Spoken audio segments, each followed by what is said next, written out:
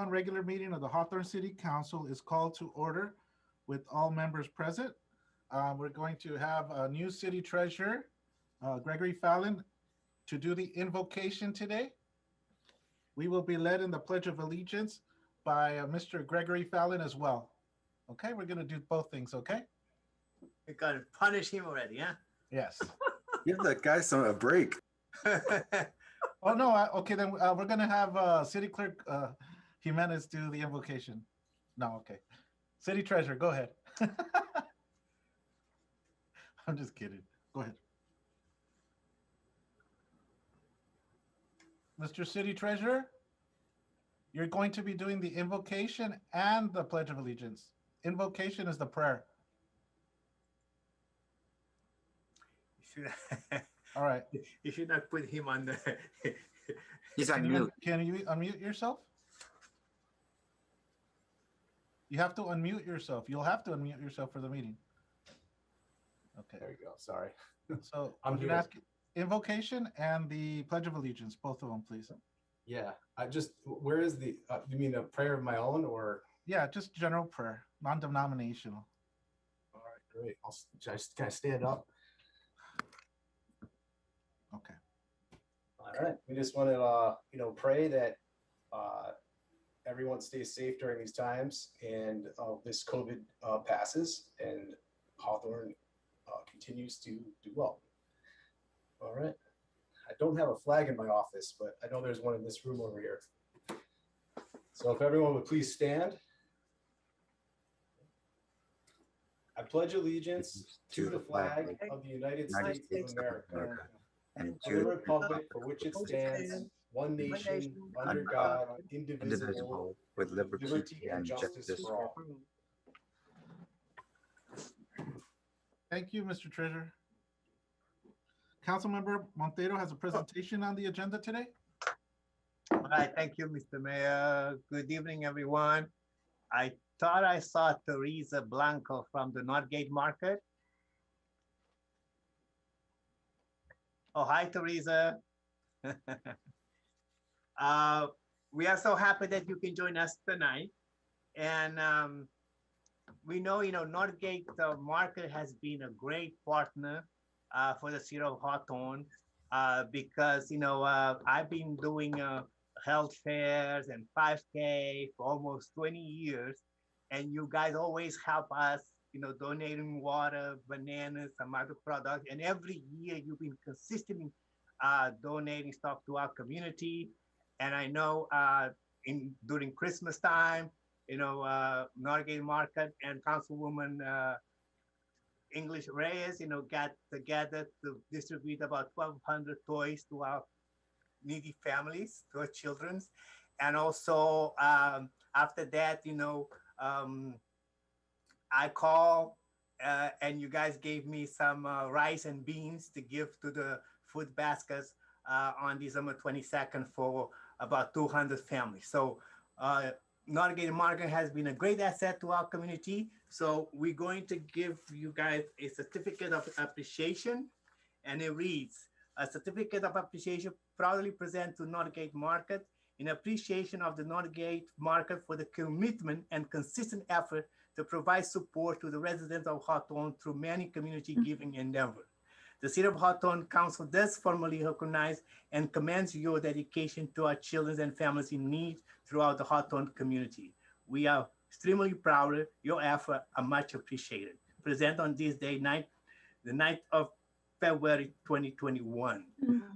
So I'm going to be asking all my city council members to sign this certificate, and then we'll mail it to you. And then maybe you guys can proudly display it at the Northgate Market in Hawthorne. So if you want to say a few words, we appreciate it.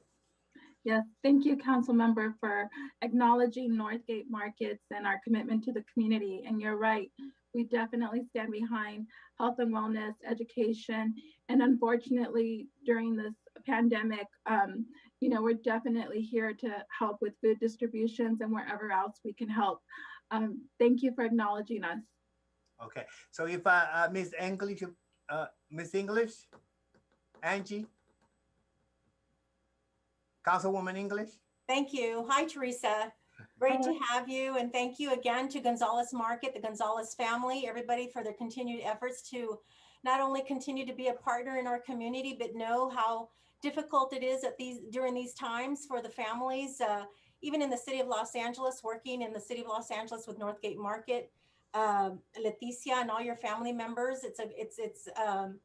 It's just amazing to me, not only the grocery stores that are wide in the Los Angeles region, but all the help that you guys do every year to donate toys to children. And so thank you for that. Thank you for also Operation Gobble for the turkeys that you provided us to give to families, just the ongoing efforts. And so in partnership again with Councilmember Montero and the city of Hawthorne, of Good Neighbors, again, we commend you and we thank you. Look forward to the endeavors again to continue, because there's great need. And as far as COVID is concerned, it could be a long haul, but just offer my congratulations for what you're doing and to your efforts, and look forward to many more partnerships down the road. Thank you so much. Likewise. Thank you so much. And Teresa, just say hello to Mr. Carlos, the store manager in Hawthorne, because he helped me with the beans and the rice. Okay. I definitely will. Thank you. All right. Thank you, and a good night, and God bless. Good night.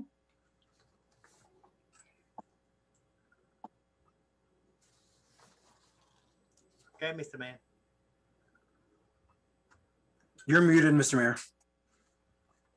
Thank you.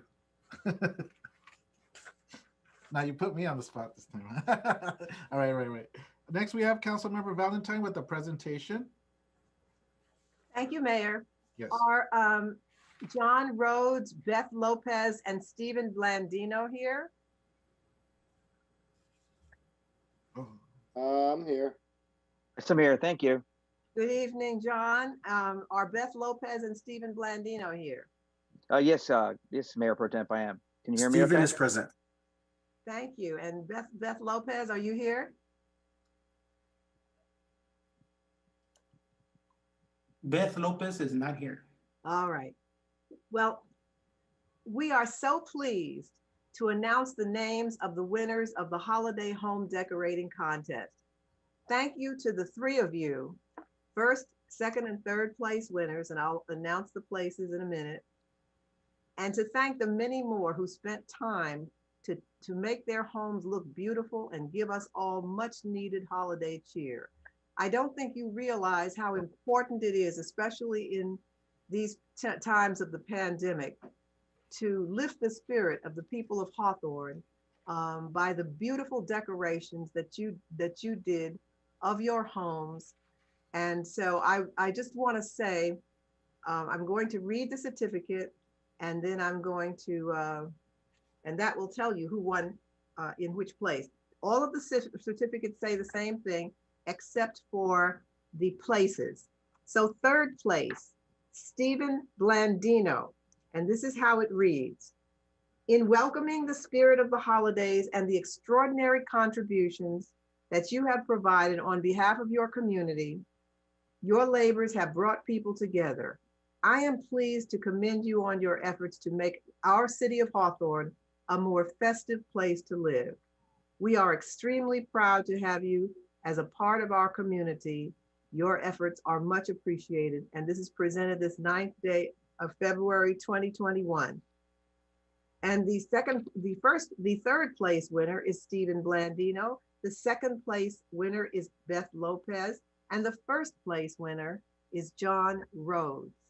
Thanks to all of you. We are so grateful for the beautiful decorations that you did for the holiday season. And your certificates will be mailed to you. Do any of you want to say anything in response? I'll say something. Thank you. Can Councilman and Mayor Pro Temp and Mayor, can you hear me okay? Yes.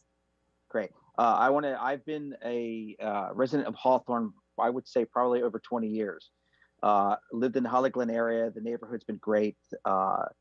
The council members and the mayor and the city council have always been wonderful. The police department has been absolutely amazing. When I first moved here, I moved here from the Santa Monica.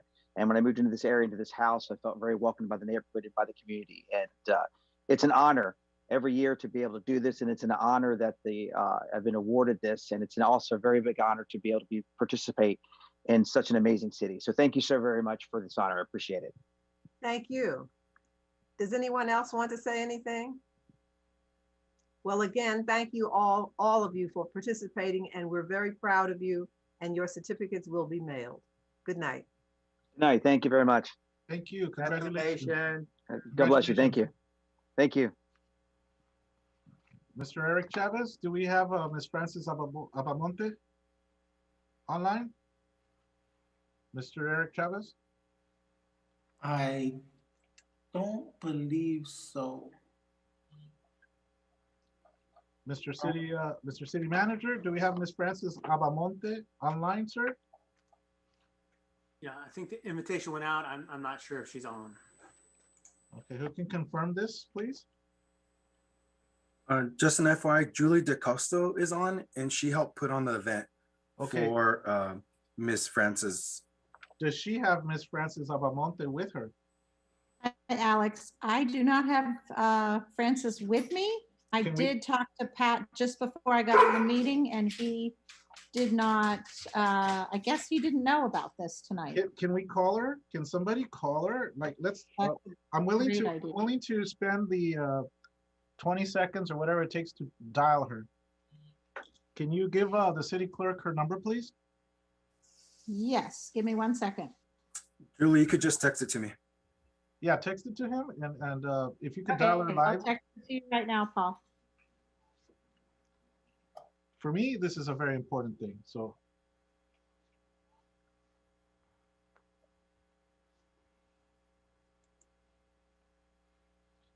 All right.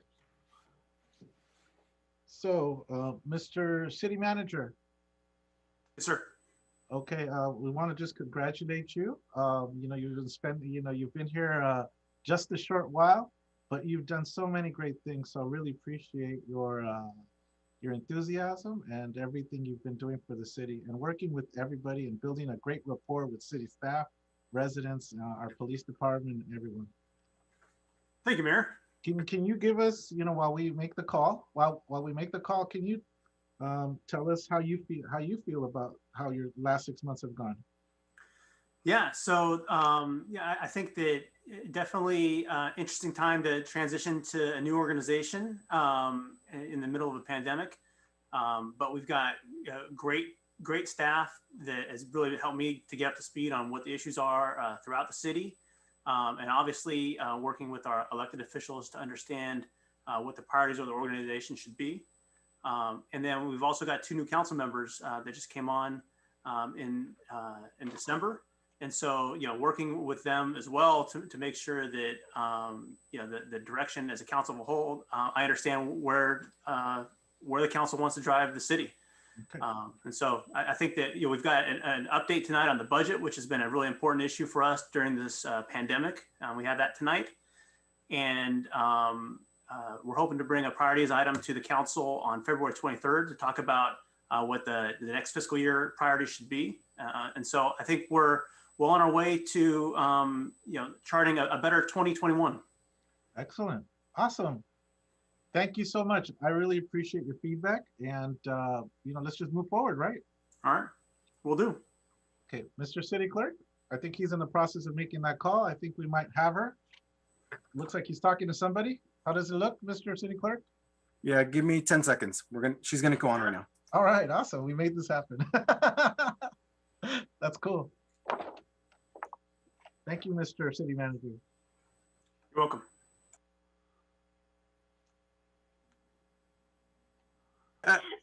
Okay, so Ms. Frances Abamonte is on. She just told me for you guys to be careful on what you're gonna ask her. So go ahead, you're on, and she's on speaker. Hi, Francis. This is Alex Vargas, your mayor. How are you today? I'm doing well, thank you. All right. Can we turn her up a little bit so we can hear a little bit louder? This is as high as it goes. Sorry. Okay, on our end? Yeah. Okay. Francis, you know, we really appreciate you, and we heard that you turned 100. That's a That's a big deal. I would have never known, especially. That's a bunch of liars. I'm only kidding. Of course I am. Honestly, when they told me that you turned 100, I would have never, ever have imagined that. Like seriously. I mean, but Francis. Thank you for that. Alex, her birthday is Thursday, the 11th. Okay, Thursday the 11th. Okay, so Yeah. it's coming up. All right, so Yeah. you're still less than 100, right? So, okay.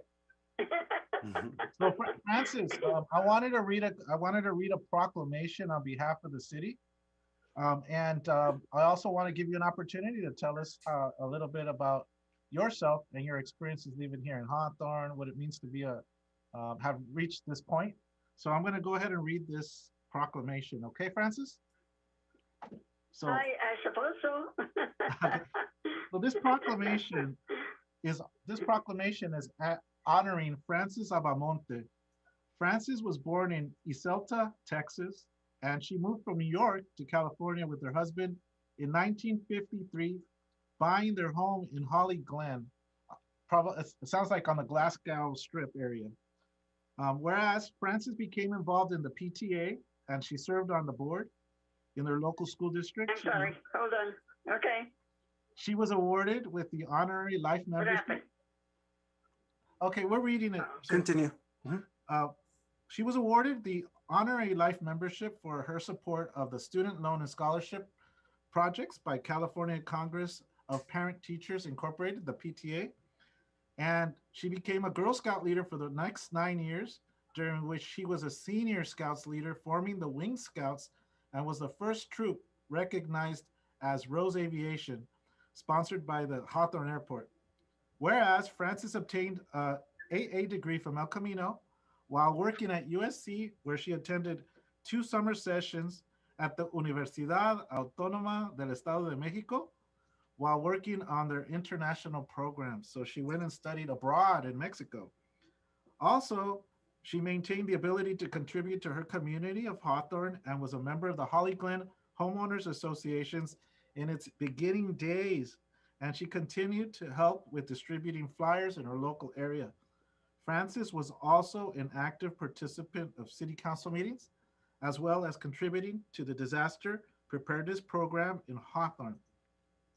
Therefore, the Hawthorne City Council formally and does hereby proclaim with much appreciation and admiration and applaud Frances Abamonte on her 100th birthday celebration, and we congratulate you on your longevity in life. This 9th day of February 2021, even though your birthday is in 2 days. Congratulations. Let's give her an applause. Congratulations. Frances, can you go ahead and tell us how do you feel? How do you feel about this? How have you enjoyed being a Hawthorne resident for that amount of time? Tell us a little bit about all that. Frances? I'm sorry? Frances, can you rephrase the question? Yeah, Ms. Abamonte, we just wanted to hear a few words from you. How does it feel to be a Hawthorne resident? If you want to just share any of your thoughts. Well, I am very happy to be here, and I was very active as a young lady, and I'm not as active as I has been, but I also try to keep up with the news and what's going on in the city, and so far it looks like people are doing a fairly good job, and I don't mean fairly rudely. I mean, this is a hard job for anybody that sits in a seat at the head of a community. So I think all of you deserve a congratulations. Thank you, Ms. Abamonte. And anyone else from the council would like to say anything? To the mayor. Yes, go ahead. Oh, hi, this is Alex Montero. Actually, I want to give you a heads up. So next year, you would be 101. You'll be older than the city of Hawthorne that's going to turn 100 years on 2022. And I want you to be our queen of the parade that we will have in July of 2022, okay? I guess. All right.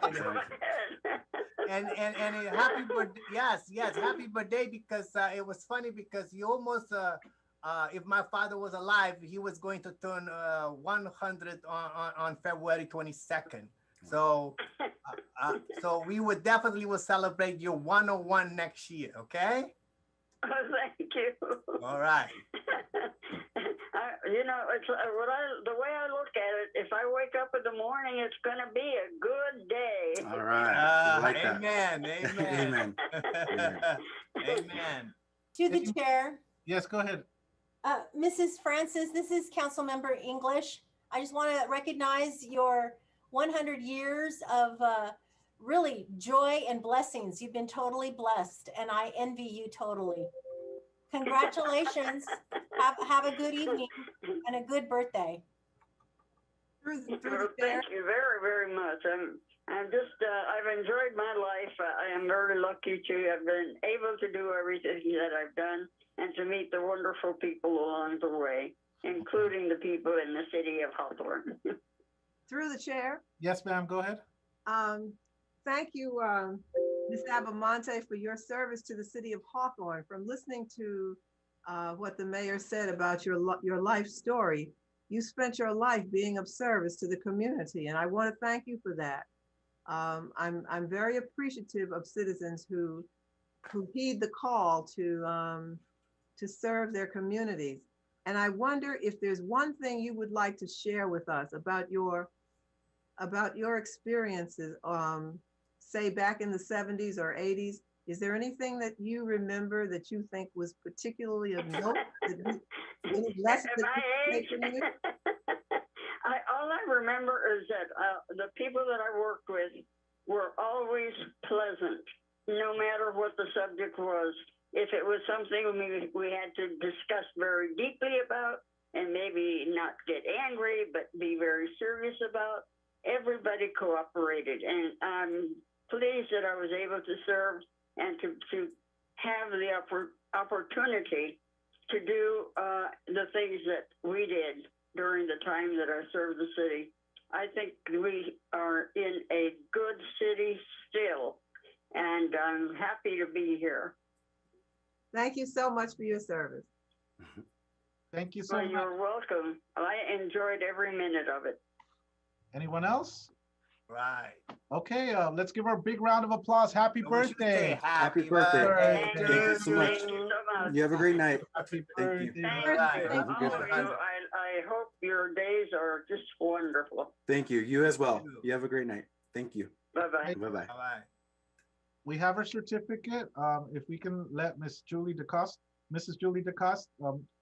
know that we Yes. have it here at City Hall, so we could get this over to Fantastic. Francis. Okay?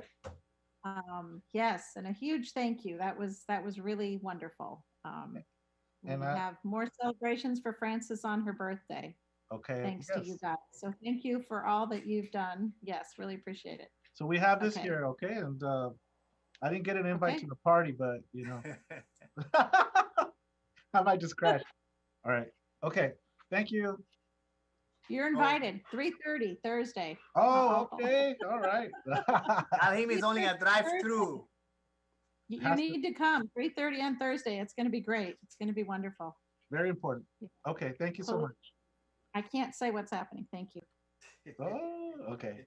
It's a All right. surprise. So, Mr. Clerk, please read the guidelines for oral communications. During oral communications, speakers shall have 3 minutes to state their business. The Brown Act prohibits the city council from providing a detailed response or acting upon any items not contained on the agenda. The governing bodies as a body shall have the discretion at the close of oral communications to refer your remarks to the city manager for study, investigation, report, and/or recommendation. Pursuant to the Government Code Section 5494954.3, the public shall directly address the legislative body concerning items that have been described in the notice of All remarks shall be addressed to the city council as a body and not any individual council member. All right. Go ahead. So the city received 16 emails and 5 individuals will be speaking tonight. The emails were provided to the city council prior to today's meeting via an email, and the comments will be posted on the city's website under the city clerk's departments page. Those Are all those 16 emails that we got, those all seem to follow the same template? Correct. So it's Yes. kind of a copy and paste or something maybe, right? Okay. So our first speaker tonight is going to be Steven Contreras. Steven, if you could turn down your computer, please, and you will have 3 minutes. Go ahead, sir. I think they hung up in accident. Can you call them again, please? Yeah, let's get them back online so that they can have their opportunity to express themselves. Okay, can we move on to the next one? Okay. Sorry about Mr. Contreras, can you hear me? Yes, I Okay. can. I'm sorry, I got disconnected. Oh, no worries. All right, you're on. You have 3 minutes, sir.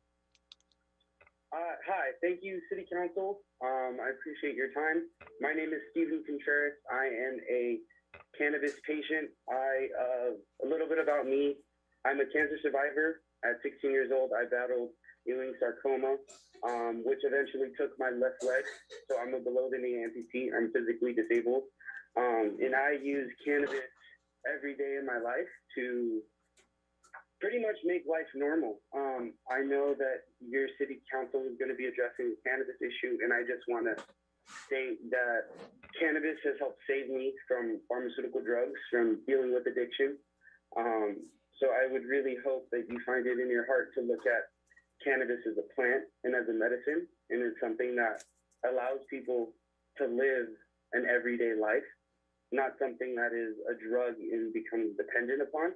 But it just takes my everyday pain that I live with 24/7 and makes it a little bit more tolerable, so I can, be normal, spend time with my wife, my kids, and live a normal life. So I'd really encourage you as a city councilor to take a holistic approach and look at cannabis and encourage safe access for everyone in your city. Thank you for your time. Thank you, Mr. Contreras. You have a good night. You too. Okay, next we have Mr. Matt Zaro. Mr. Zaro, can you hear me? Yes. All right, sir, you have 3 minutes. Hello, City Council. My name is Matt Zaro. I'm a resident here in Hawthorne, and I'm concerned about the way that homeless people are being treated in our city. This week, one of my good friends who lives by the 405, a man who grew up in Hawthorne, he went to school here. He graduated from Hawthorne High. He was swept by highway patrolmen on the side of the 405. There was no one from Hawthorne there to help him except for another unhoused man who, out of the kindness of his heart, put this other man in a hotel for 2 nights while he continued to sleep on the streets. Because when sweeps happen, you lose all your stuff. You lose your medications, you lose your documents, and you lose your food. These are the kinds of things that you lose in sweeps. And so what happened to this man? Well, he went to a hotel for a couple nights. We got him another tent, and he's going to go somewhere else, in Hawthorne probably, because this is his home. I think it's absurd that this is the way we treat our fellow residents in our city. And I don't know how to convey this to you all in a way that you will receive it. But this is unacceptable. This is not how human beings should be treated. And I'm tired of calling into these meetings every couple of weeks and pleading with you guys to do something different while I watch the exact same stuff happen over and over again. So I just want you all to hear this. We should not be treating human beings like this. And the fact that we are as a city is completely disturbing to me. Now, I also want to lift up 2 weeks ago's conversation about raising rents. I can't believe y'all heard that story about how many people are on the verge of homelessness with children in our cities, and you want to raise rent on people like that. Why don't we take some money away from Hawthorne PD and we pay those people's rent? That's something that I would like to see, and I know a lot of other residents of Hawthorne would like to see. I thank you all for your time. I hope you guys really take some time to hear what I had to say tonight and just think about that. Think about the fact that someone who grew up here, lived here his whole life, getting no help from the city. All right, good night. Thank you, Mr. Zaro. Next, please. Next, we have Megan Mitchell. Ms. Mitchell, if you could turn down your computer, please. Sure. Okay, you have 3 minutes. Go ahead. My name is Megan. I'm calling in support of agenda item 14, resolution 8263, the stop signs at 116th and Birch.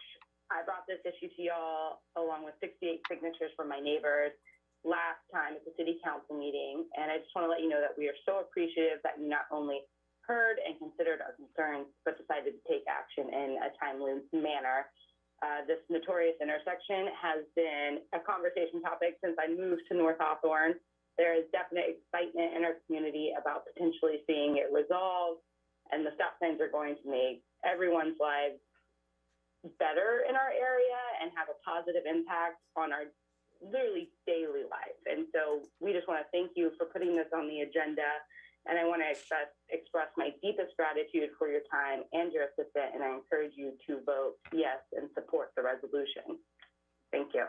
Thank you, Ms. Mitchell. You have a good night. Thank you. Next, please. Okay. Next, we have Rigoberto Cervantes.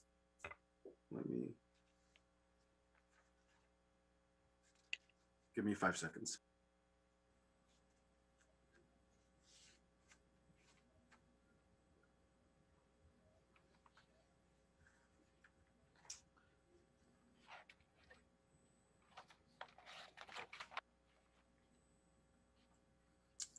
So Mr. Cervantes did not answer the phone, so we're going to try Miss Marcela Pace. Okay.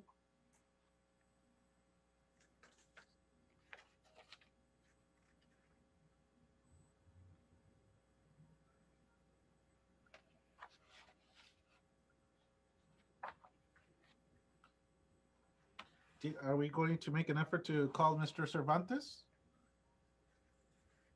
If you could Yeah, try we to already do tried. that. So we're going to try again once we reach Miss Marcela Pace. Okay, a fair effort, please. Yeah, thank you.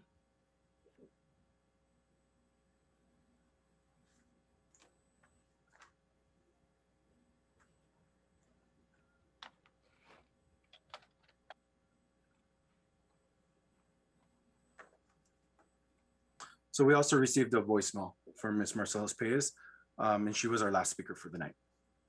Is that it? Yeah. Okay, thank you so much, Mr. City Clerk. No one else? Then I'll declare oral communications closed to order. I'm going to ask that we bring up item number 42 up, which is the appointment of Denisha Sanford to the Parks and Rec Fine Arts Commission. Do I have any opposition, or is everybody okay with that? Okay. So, Mr. City Clerk, I'm going to, Ms. Denisha Sanford, are you here online with us? Yes, I am. Oh, okay, and we actually see you. That's good. A lot of people don't want to, they just want to hear let us hear their voice. So I'm glad we have a visual too. So it's good to see you. Thank you. So I would like to nominate Denisha Sanford to the Parks and Rec Fine Arts Commission. Can I have a second for that, please? Second. Okay. Roll call vote, please, Mr. City Clerk. Councilmember Montero, Yes. Councilmember Patterson, Yes. Councilmember Reyes English, Yes. Councilmember Valentine, Yes. and Mayor Vargas. Okay, thank you. Yes.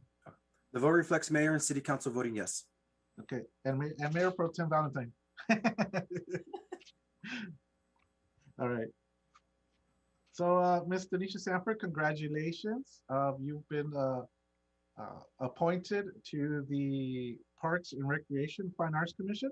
Can you tell us briefly why you decided to step up for this appointment and what your ideas, like maybe one idea that you might have for once you are actively meeting with the group?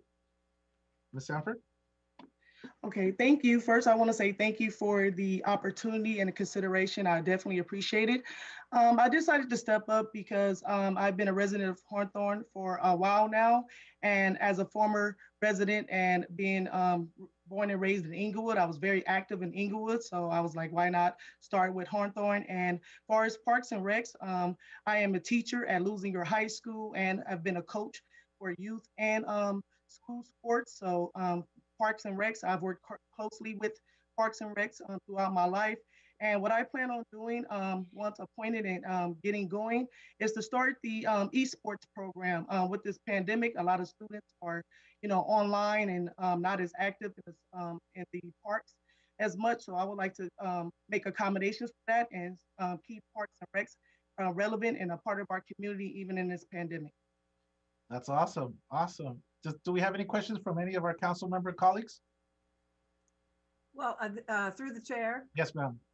Hello, Donisha. Just congratulations on your appointment, and I just want to say good luck to you. I have a particular interest in art, and you're part of the commission you're on is also the Fine Arts Commission, and I hope you will take an interest in art because I think art really enlivens the city and brings vibrancy to the community. So I'm hoping that you will take an interest in the art portion as well. But good luck to you, and I wish you luck and I'm looking forward to meeting you. Oh, thank you. Yes, I understand how important art is. As stated before, I'm a teacher, so fine arts, art programs definitely help boost our students' academics and their social skills. So I am looking forward to working in the art aspect as well. Thank you. Hey. Through the chair. I think I heard Council Member English first. Go ahead, Council Member. Thank you, Ms. Donisha. Welcome to the City of Hawthorne in your endeavors as a commissioner. Lusinger High School is close to my heart also as a former PTA at Lusinger High School, and all my daughters graduating from Lusinger High School. It's good to see a woman of color represented here in our district, here in our city, which is very important, a more diverse, vibrant woman. And so thank you for stepping up, completing the application and being part of the process to assure that everyone has an opportunity here. And I think that's very important that everybody understands in our community that there are opportunities here for commission positions and other posts. And it's good to see that you have been appointed this evening and look forward for many more active residents in our city. Thank you so much. Thank you. Thank you. Council Member Monteiro. Thank you, Mr. Mayor. Congratulations, Mr. Sanford. Actually, I'm very interested in your background as a special ed teacher, right? Because your degree was in special ed. So it's very dear to my heart too, because, we know the challenge that the special education is, right? And especially we got kids in our community that need somebody that would be the ambassador for them. So I'm looking forward to seeing you doing a great work at the Parks and Recs and also at the Youth Commission to get those challenged kids more involved, like Miss Valentine said, in art, because, sometimes those kids, they're talent, right? So, and they do a lot of stuff with hands. And so one definitely for you, because we have the same background in education. So I was on the school board for 11 years. So I know everything about school. Then I have a preschool. So welcome. And I'm glad that you're so enthusiastic to starting, with the virtual education online to help us out with the Parks and Rec. So congratulations. All right, thank you. Yes, hopefully the city of Hawthorne can host the Special Olympics in one of our parks, many parks. So I am looking forward to including everyone, every resident into the Parks and Recs. Thank you. All right, you got my blessing on that one. Special Olympics, yes. Anyone else? Okay, thank you, Ms. Sanford. Congratulations. You're gonna get sworn in by the city clerk. Is that correct, Mr. City Clerk? Correct. So we'll reach out to you to swear you in, Ms. Sanford. Okay.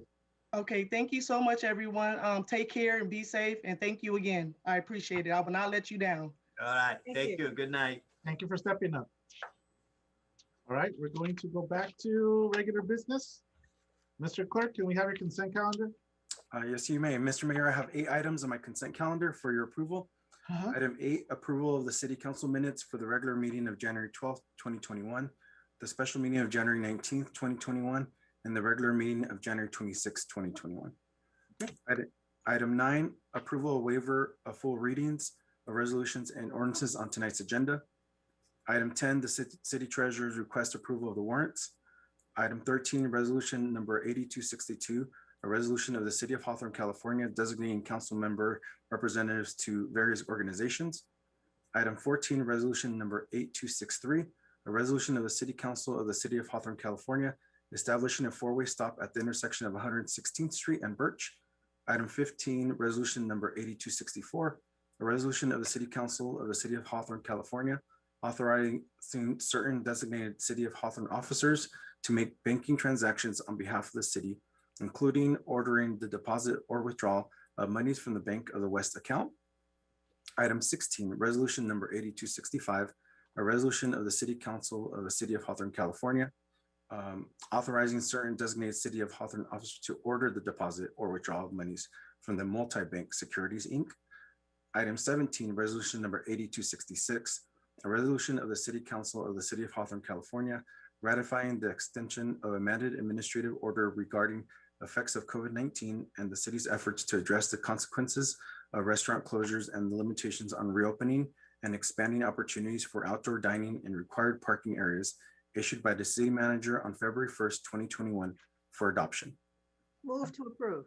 I'm going to take item 14 out of order, Mayor Pro Tem. If we could, well, nobody had, I'll take item 14 out of order. Nobody's done a second. Councilmember English? Yes, I'd like to pull some items, please. I'd like to pull number 8. I'd like to pull number 13. I'd like to pull number 15, 16, 17. What?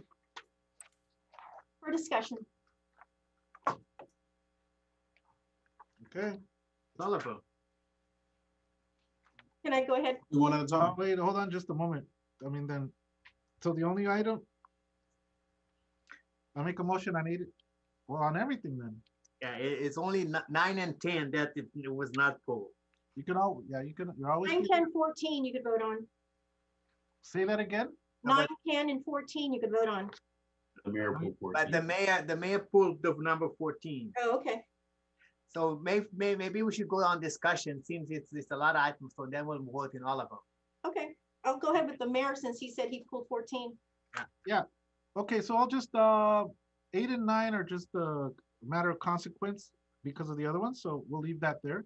But item 14, definitely, the four-way stop sign is a result of the community letting us know that there's a problem somewhere. Like we've said before, the community and its neighborhood associations are our eyes and ears. They let us know what's going on in a specific part because they live there in that specific area. And our police can't be everywhere at one time. Our public works can't be everywhere at one time. So it's very important. I really commend Ms. Megan Mitchell and the group and the neighborhood association in that area for stepping up. So I'm going to make a motion to approve. Second. Okay, roll call vote, please. All right. Councilmember Montero? Yes. Councilmember Patterson? Yes. Councilmember Reyes English? Yes. Mayor Pro Tem Valentine? Yes. And Mayor Vargas? Yes. The vote reflects mayor and city council voting yes. All right, go ahead. Number 13, Councilmember English. For item number 8, I'd like to abstain from the January 26th meeting, please. I was not present. With regards to item 13, the designation of council members' representation to various committees, if we could please get a roster to all of our members with the assignments that they were provided or appointed to with dates and times and locations for those meetings, please. If we could get somebody to do that for us, that would be great. With regards to can we just go ahead and vote? So that was 13, right? Yeah, but I have some more. These are just discussions. I have. Well, we could maybe just knock them out as we go, just so that. Oh, okay. Well, if you want to keep. Okay, I'll make a motion on 8 and 9 first. What about the 10? Okay. 8, 9, and 10. No, because she's going to abstain. She's going to abstain because you weren't here, right? No, right. But yeah. But there's still the 19th meeting that I got to vote on. Yeah. Okay, so I'll make a motion on 8 and 9. Second, Okay, please roll call vote. So Councilmember Montero, Yes. Councilmember Patterson, Yes. Councilmember Reyes English, For the 19th, yes. Mayor Pro Tem Valentine, yes. and Mayor Vargas. Yes.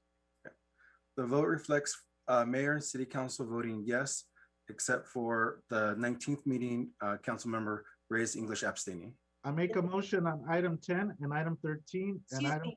item 13 was a 12 she request. abstained from. Huh?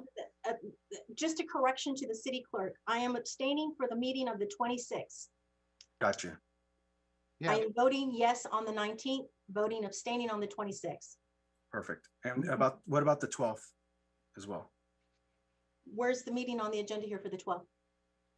It's item 8, the regular meeting of January. Okay, I'm getting totally confused here. Okay, so we did all that. We did 9, 10, we did 14. I'm pulling number 13. I'm asking for staff to provide us a roster, right? With all the appointments, dates and times. that's right. Okay, so did we vote on that? Not yet. And then Okay, so Councilmember English, so I'll give you an opportunity to go back and just double check which of those meetings you want to vote on, that you were present, so that it'll be reflected correctly in the minutes. We can go back and re-vote on that and make sure that you tell us exactly which meetings you are voting on. So you got the 12th, the special meeting on the 19th, and the regular meeting of January 26th. One of them you were like not present, so. Yeah, and I believe that was the 26th that you would be abstaining from. Oh, I understand. Sorry about that. I for some reason, I was missing January 12th. Okay, so I am voting on item January 12th and January 19th, abstaining on the 26th. Okay, Correct. so we'll vote on that again. Is everybody okay? Mr. City Attorney, is that okay? Will you repeat that? Mr. City Attorney, That's fine. okay, there's a second. I second. Okay, roll call vote again for that, item 8. Okay. Councilmember Montero, Yes. Councilmember Patterson, Yes. Councilmember Reyes English, Yes. Mayor Pro Tem Valentine, Yes. and Mayor Vargas. Yes. The vote reflects Mayor and City Council voting yes, except for on the January 26th meeting, Councilmember Reyes English is abstaining. Thank you. Item number 10 and item 13. Item 13, Councilmember English made a request. So I make a motion on. Second. Roll call vote on that, please. Councilmember Montero, Yes. Councilmember Patterson, Yes. Councilmember Reyes English, Yes. Mayor Pro Tem Valentine, Yes. and Mayor Vargas. Yes. The vote reflects Mayor and City Council voting yes. Councilmember English, your discussion on item number 15, please. Yeah, pulling, I think item 15 and 16 is somewhat similar. And I also pulled item 17, but 15 and 16, the question I have is why are there two finance directors? Through the chair. Yes, sir. So the way that the city restructured its finance departments, I think about 2 years ago, created a director of finance over accounting and payroll and general ledger and budgeting, and then another director over business licensing and accounts payable. That bifurcation was done away with in December on an operational level. And now we have the director of finance working in business licensing now reports to our primary finance director, Felice Lopez. And Felice Lopez is the director that oversees the entire unified department. So that's how we're currently structured and operating as of December. And then yeah, I think to your point, Councilmember Reyes English, just about why do we have two director titles in the same group? That's an issue that staff's aware of, and we'll be working with our bargaining units on that issue. Can I just go ahead and then suggest and recommend for resolution 8264 that the names that you have listed for signature that's required with regards to Bank of the West account, that during the time of the discussions that still are remaining, I guess, with the group or whatnot, with regards to these two titles at that time, that this form reflect the change, whether that's going to be an assistant or another title from the department, so that we could assure that we don't have similar titles here. So I think what you're, if I'm understanding the request correctly, eventually when those titles are changed, you want the resolution updated to reflect those changes. Is that correct? Correct, and you could bring that back to the council. We can do that. Mr. City Manager and Mr. City Attorney, do we even need to do that? Isn't that going to be natural change? Isn't that already written in, Mr. City Attorney? No, we can just easily update that if there's a change in the future. Okay, then that sounds, oh, well. That's easy to do. We can go ahead and vote for this now. Yes. Okay. To the chair, just to make it clear. Yeah, no, go ahead. Yeah. Russ, this has to do with banking and finance here in our city. And just to be transparent and to assure that we got the correct individuals doing the correct job and the correct signatures, that if it needs to be changed, that the council should be the one that is making the approval for that change, where there's a title change especially. So that I just want to make sure that we have, a thorough form on file approved by the council, even if it's a minute change to a title. Yes. In fact, the bank won't even allow us to make any transactions without having these city council resolutions. Thank you. Okay. Through the chair. Yeah, go ahead. A question to Mr. Eric Lee. The other, I don't want to mention name, but the other besides police, right, that now is the finance director in overall. In December, you mentioned that we changed that. So the can I mention name? Frank, that is still his title, finance director? Yes, the resolution actually has truncated versions of both these titles. The titles are quite long. So his correct title, as it is in the MOU, is, I believe it's Director of Finance dash Business Licensing and Accounts Payable. And so it's a long title. I think the bank will accept this. He's been a signatory on these accounts for a couple years now also. So I don't think operationally, I don't think it's going to impact us. But yeah, at some point, if that title is updated, we will definitely update the resolution with the council. All right, thank you. You're welcome. I'll make a motion on 15 and 16. Second. Roll call vote, please. Who was that second by? Montero. Montero, yes. All right, roll call. Councilmember Montero? Yes. Councilmember Patterson? Yes. Councilmember Reyes English? Yes. Mayor Pro Tem Valentine? Yes. And Mayor Vargas? Yes. The vote reflects mayor and city council voting yes. Discussion on 17, Councilmember Reyes English.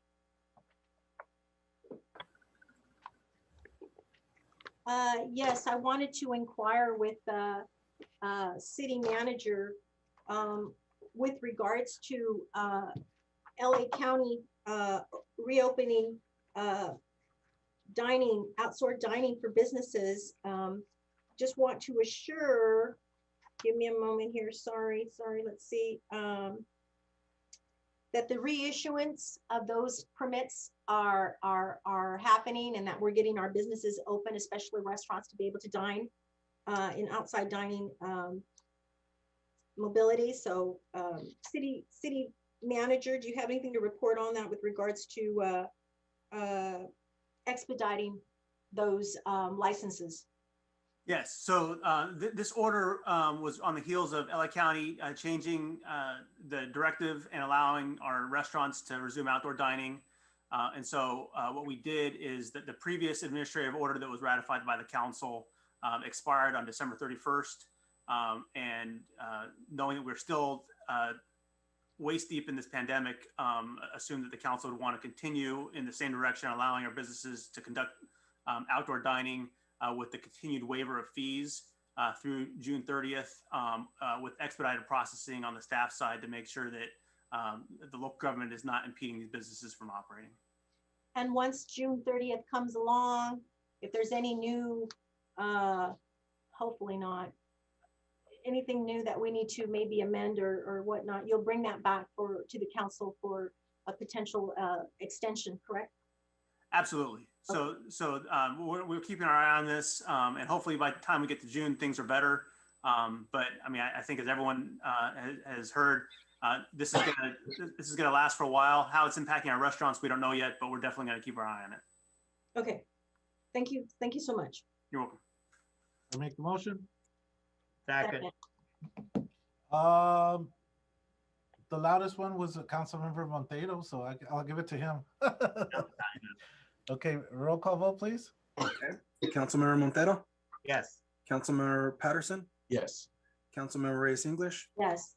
Mayor Pro Tem Valentine, Yes. and Mayor Vargas. Yes. The vote reflects mayor and city council voting yes. That concludes my consent calendar, Mr. Mayor. Thank you, sir. Item number 18, public hearing. Now is the time and place for a public hearing and introduction of the ordinance 2213, amending the City of Hawthorne Municipal Code Section 2.18.050, setting forth the required qualifications for the appointment to the Civil Service Commission. No written communications were received. Okay. I'll introduce ordinance 2213. No, we're not there. We're not there. This is just, this is the. Oh, the public topic hearing of discussion. Got it. It's the public hearing aspect. So whenever we do this, well, Yeah, I got it. whenever we do this, it's just the public hearing aspect. Thank you, Mayor. Okay. Any communications? No, there were no communications. Okay. Ordinance number 2213, the first reading. Go ahead, sir. Okay, an ordinance of the City Council of the City of Hawthorne, California, recommending to the City Council approval of the amendment of Municipal Code Section 2.18050, setting forth the required qualifications for the appointment to the Civil Service Commission for introduction. Councilmember Reyes English, would you like to introduce it at this point? Yeah, I'll introduce ordinance number 2213, and I think ultimately I want to commend those that brought this to the council's attention. And this speaks basically to those that would be disqualified from participating on the commission. And there's more thorough information in our packet that we could read, but I'll introduce that. And thank you to staff for bringing that to our attention. Okay. It's been introduced by Councilmember Reyes English. Okay. Can I ask Russell a quick question, please? Yes. Hey, Russell. I was wondering if, I don't know if it's legal, that we also could include that maybe politician that have served in the council? Did you want us to add that in? Yes. Yeah, we can do an amendment maybe after this is approved. Yeah. And just to add in a definition that employee also includes a former elected official. Actual officials, yeah. Okay, I'll do that. All right, thank you. Okay. All right. So where are we? Item number 19, Mr. City Clerk. Okay, now is the time and place for a public hearing and introduction of the ordinances 2211, amending section 2.12010 of the Hawthorne Municipal Code, updating the descriptions of various departments to reflect their current composition. No written communications were received. So nothing, right? No. Okay. First reading. Okay. Ordinance number 2211, first reading. An ordinance of the City Council of the City of Hawthorne, California, amending section 2.12.010 of the Hawthorne Municipal Code, updating the descriptions of various departments to reflect the current composition. For introduction. I'll introduce ordinance number 2211. It's been introduced by Mayor Pro Tem. To the chair. Yes. City Attorney, with regards to ordinance number 2211, can we add additional language? Could we amend section 3?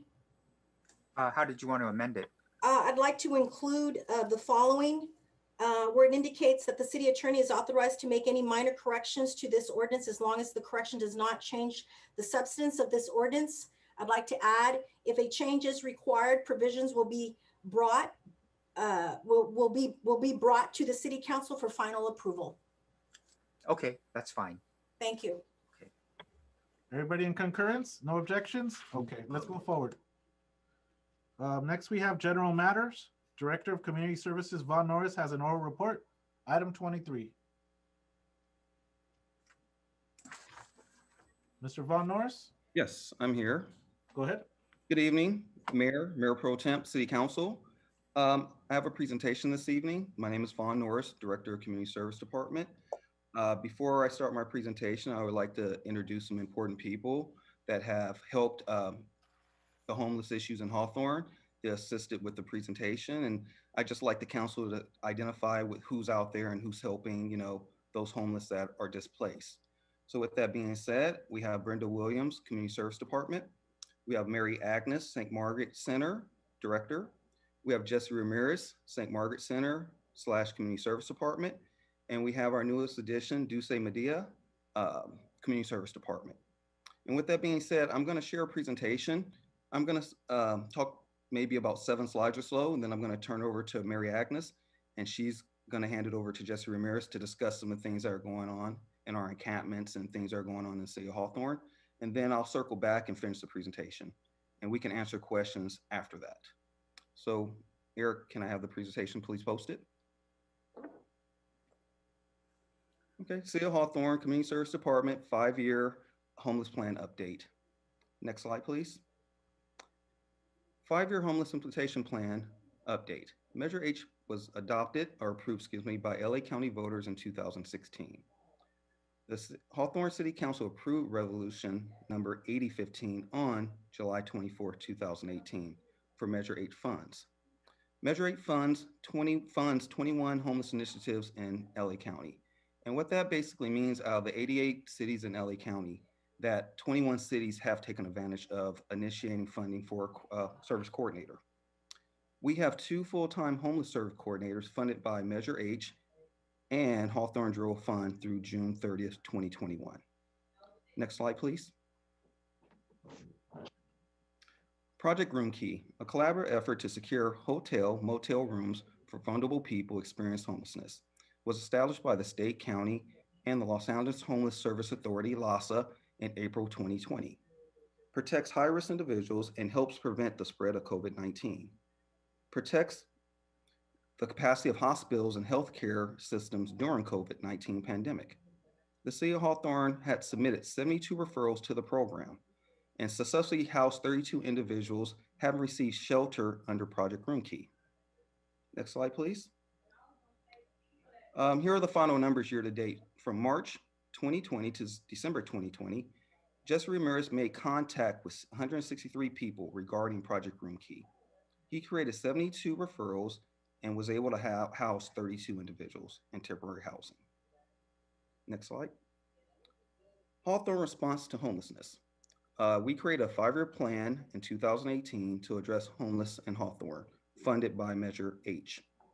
We hired additional staff to assist with homeless services in Hawthorne. We also hired a second homeless service coordinator that is paid through our general fund. The Community Service Department has established an internal Hawthorne Homeless Task Force that meets regularly. Lastly, we created a resource guide that has tons of resources for any individual in Hawthorne, from rental, being homeless, mental health, that has been disseminated through all different health service providers and has been disseminated to all department heads. Next slide. 5-year plan to address homelessness, Hawthorne accomplishments, goals 1 through 4. We were introduced to Silver Nest Home Sharing Program. We house chronic homeless individuals through Project Room Key. We've hosted South Bay Work Enforcement Board job fairs for youth seeking employment prior to COVID-19. And we created that resource guide that I spoke of on the previous slide. We have produced 3,000 of those resource guides, and we're halfway done passing those out. So I think that resource guide was a very good idea, and it's a great resource that anyone can use. And our goal is when City Hall opens back up to full capacity, that we will have those resource guides on the counters for individuals visiting City Hall to be able to have access to. Next slide, please. 5-year plan to address homelessness in Hawthorne accomplishments goals 5 through 8. As I mentioned before, we hired a homeless service coordinator with Measure 8 funding. We hired an additional staff person for case management and inputting. We have opted in to the homeless count for the next 2 years, as Hawthorne will be a staple for that service that goes on every year. Due to COVID-19, this year was suspended, but hopefully in 2022, we'll pick up again with the homeless count. And we provided rental assistance programs for low-income families. Next slide. At this point, I'd like to hold the question till the next presentation is over. At this time, I'm going to introduce Mary Agnes. She is the director of St. Margaret Center Charities, Catholic Charities. She's been a staple in this community as far as I've been here. And I want to give her a few minutes to kind of describe what she has seen in Hawthorne and some of the regional issues that are out there that has hindered some of the help that we can do for the community as far as homeless individuals in Hawthorne. Mary Agnes, are you there? Yeah, I'm here. Thank you so much, Vaughn, and good evening, council members, staff, and community members. I just really briefly, for those of you who aren't familiar with St. Margaret Center, I just wanted to explain a little bit about our history with Hawthorne. So we're located in Lenox, but we were founded in 1987 with support from St. Joseph Church in Hawthorne. They helped found us, and we provide services for low-income families in the community, so food programs, homeless services, financial assistance, adult education, tutoring programs, immigration, counseling, health and wellness programs. So a whole, sort of a holistic approach to working with low-income families. And just to give you an idea, just in the last fiscal year, we assisted about 2,000 Hawthorne residents with our services. And we've been, one of our key programs over the years has been homeless services. So starting with the early 90s, we were involved with the very first winter shelter program. And then we actually administered a tenant-based rental assistance program for the city of Hawthorne in the early 2000s. And then United Way initiated the coordinated entry system, which Jesse will talk a little bit more about in 2014. So we were a pilot program for that. And since then, we've been the lead agency for what's called the Northern Hub of the South Bay. So the cities of Hawthorne, Lenox, Inglewood, Gardena, Lawndale, essentially. And so our homeless services include housing navigators. So we have 2 full-time staff who work with chronically homeless adults. And then we have another staff member who works with youth, 18 to 24, in a rapid rehousing program. And then we have services throughout the week. We have, on Mondays, we have showers with Showers for Hope. We have Venice Family Clinic provides medical services on site. And we provide, lunches and supplies. We're a mailing address for homeless households. We have about 200 people picking up mail. And they have access to our phone, computer, Wi-Fi, identification documents, transportation.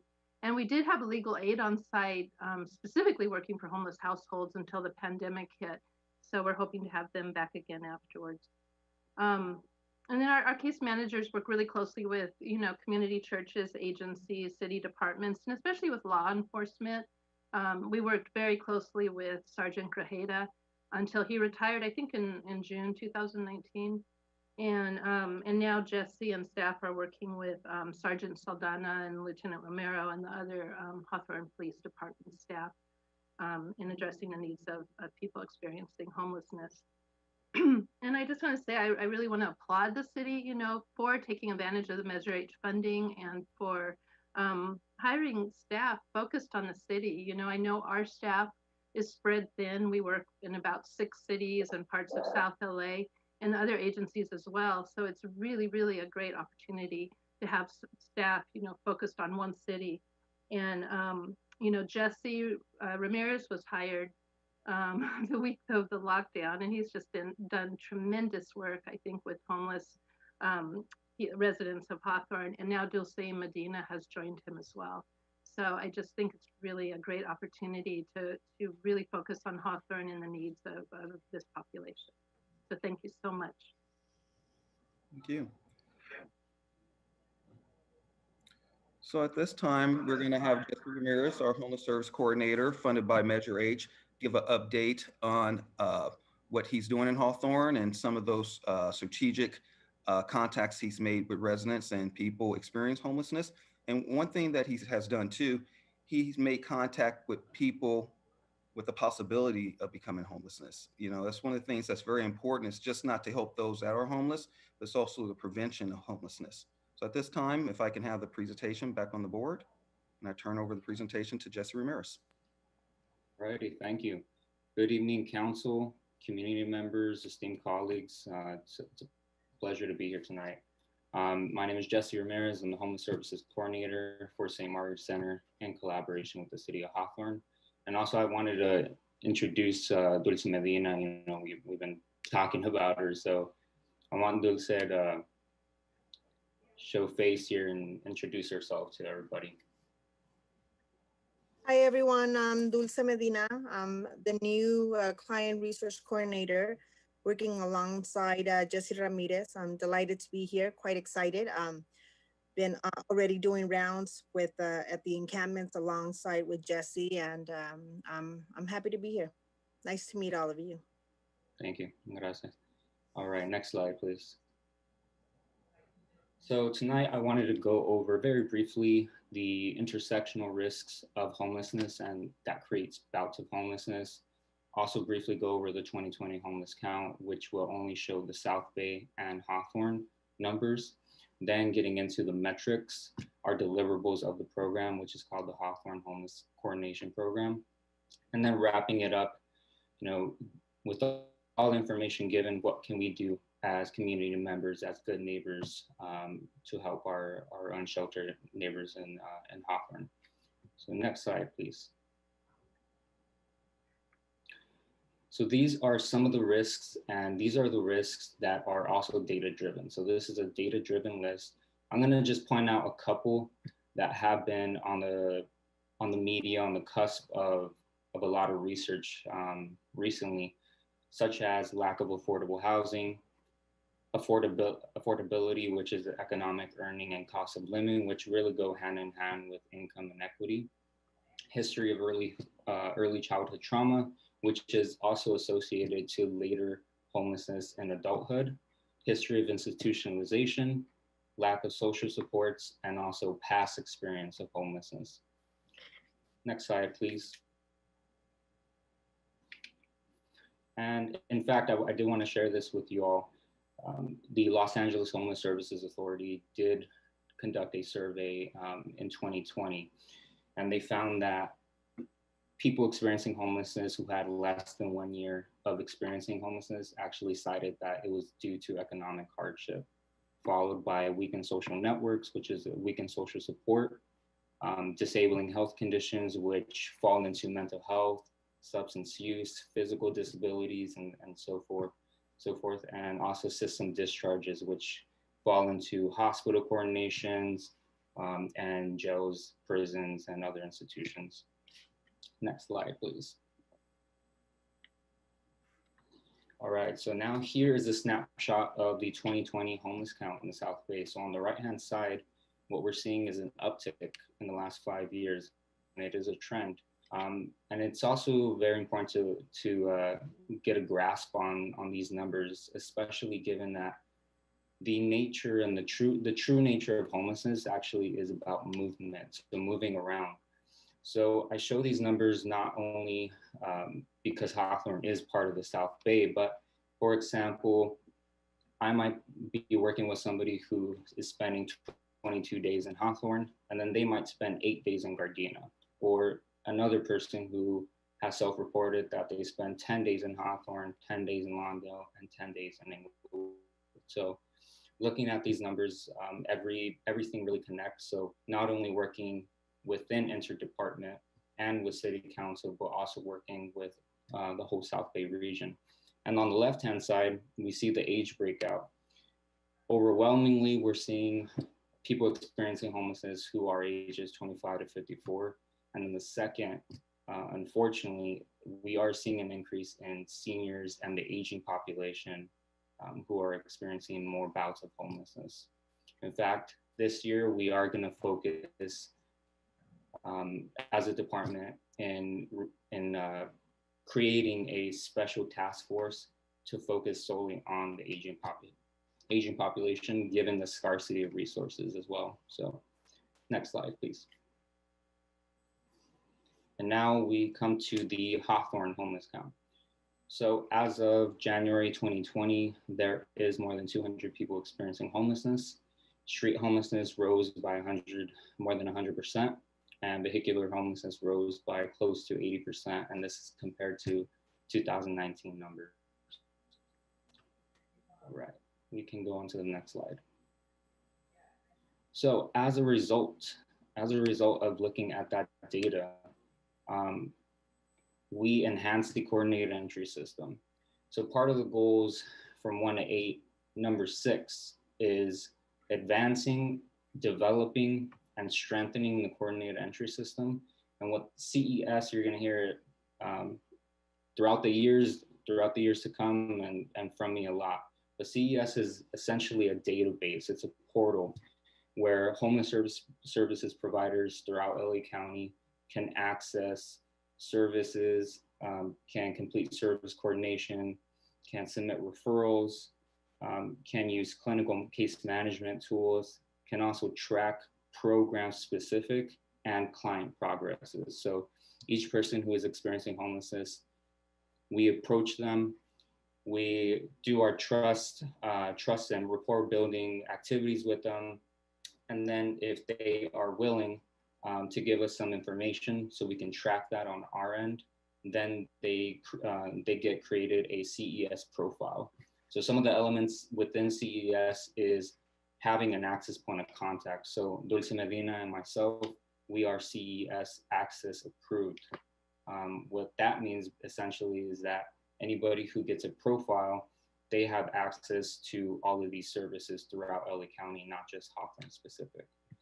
Also, another element is the Project Room Key coordination, where we submit referrals, and then we also coordinate with the Project Room Key hotel coordinators throughout the whole LA County. We also do collaborative street outreach with St. Margaret Center and our other partners and collaborators throughout the South Bay.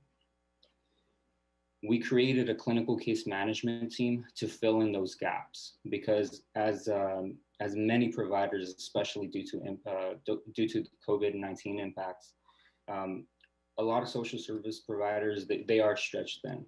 So we filled in that gap, and now we have a caseload of over 20.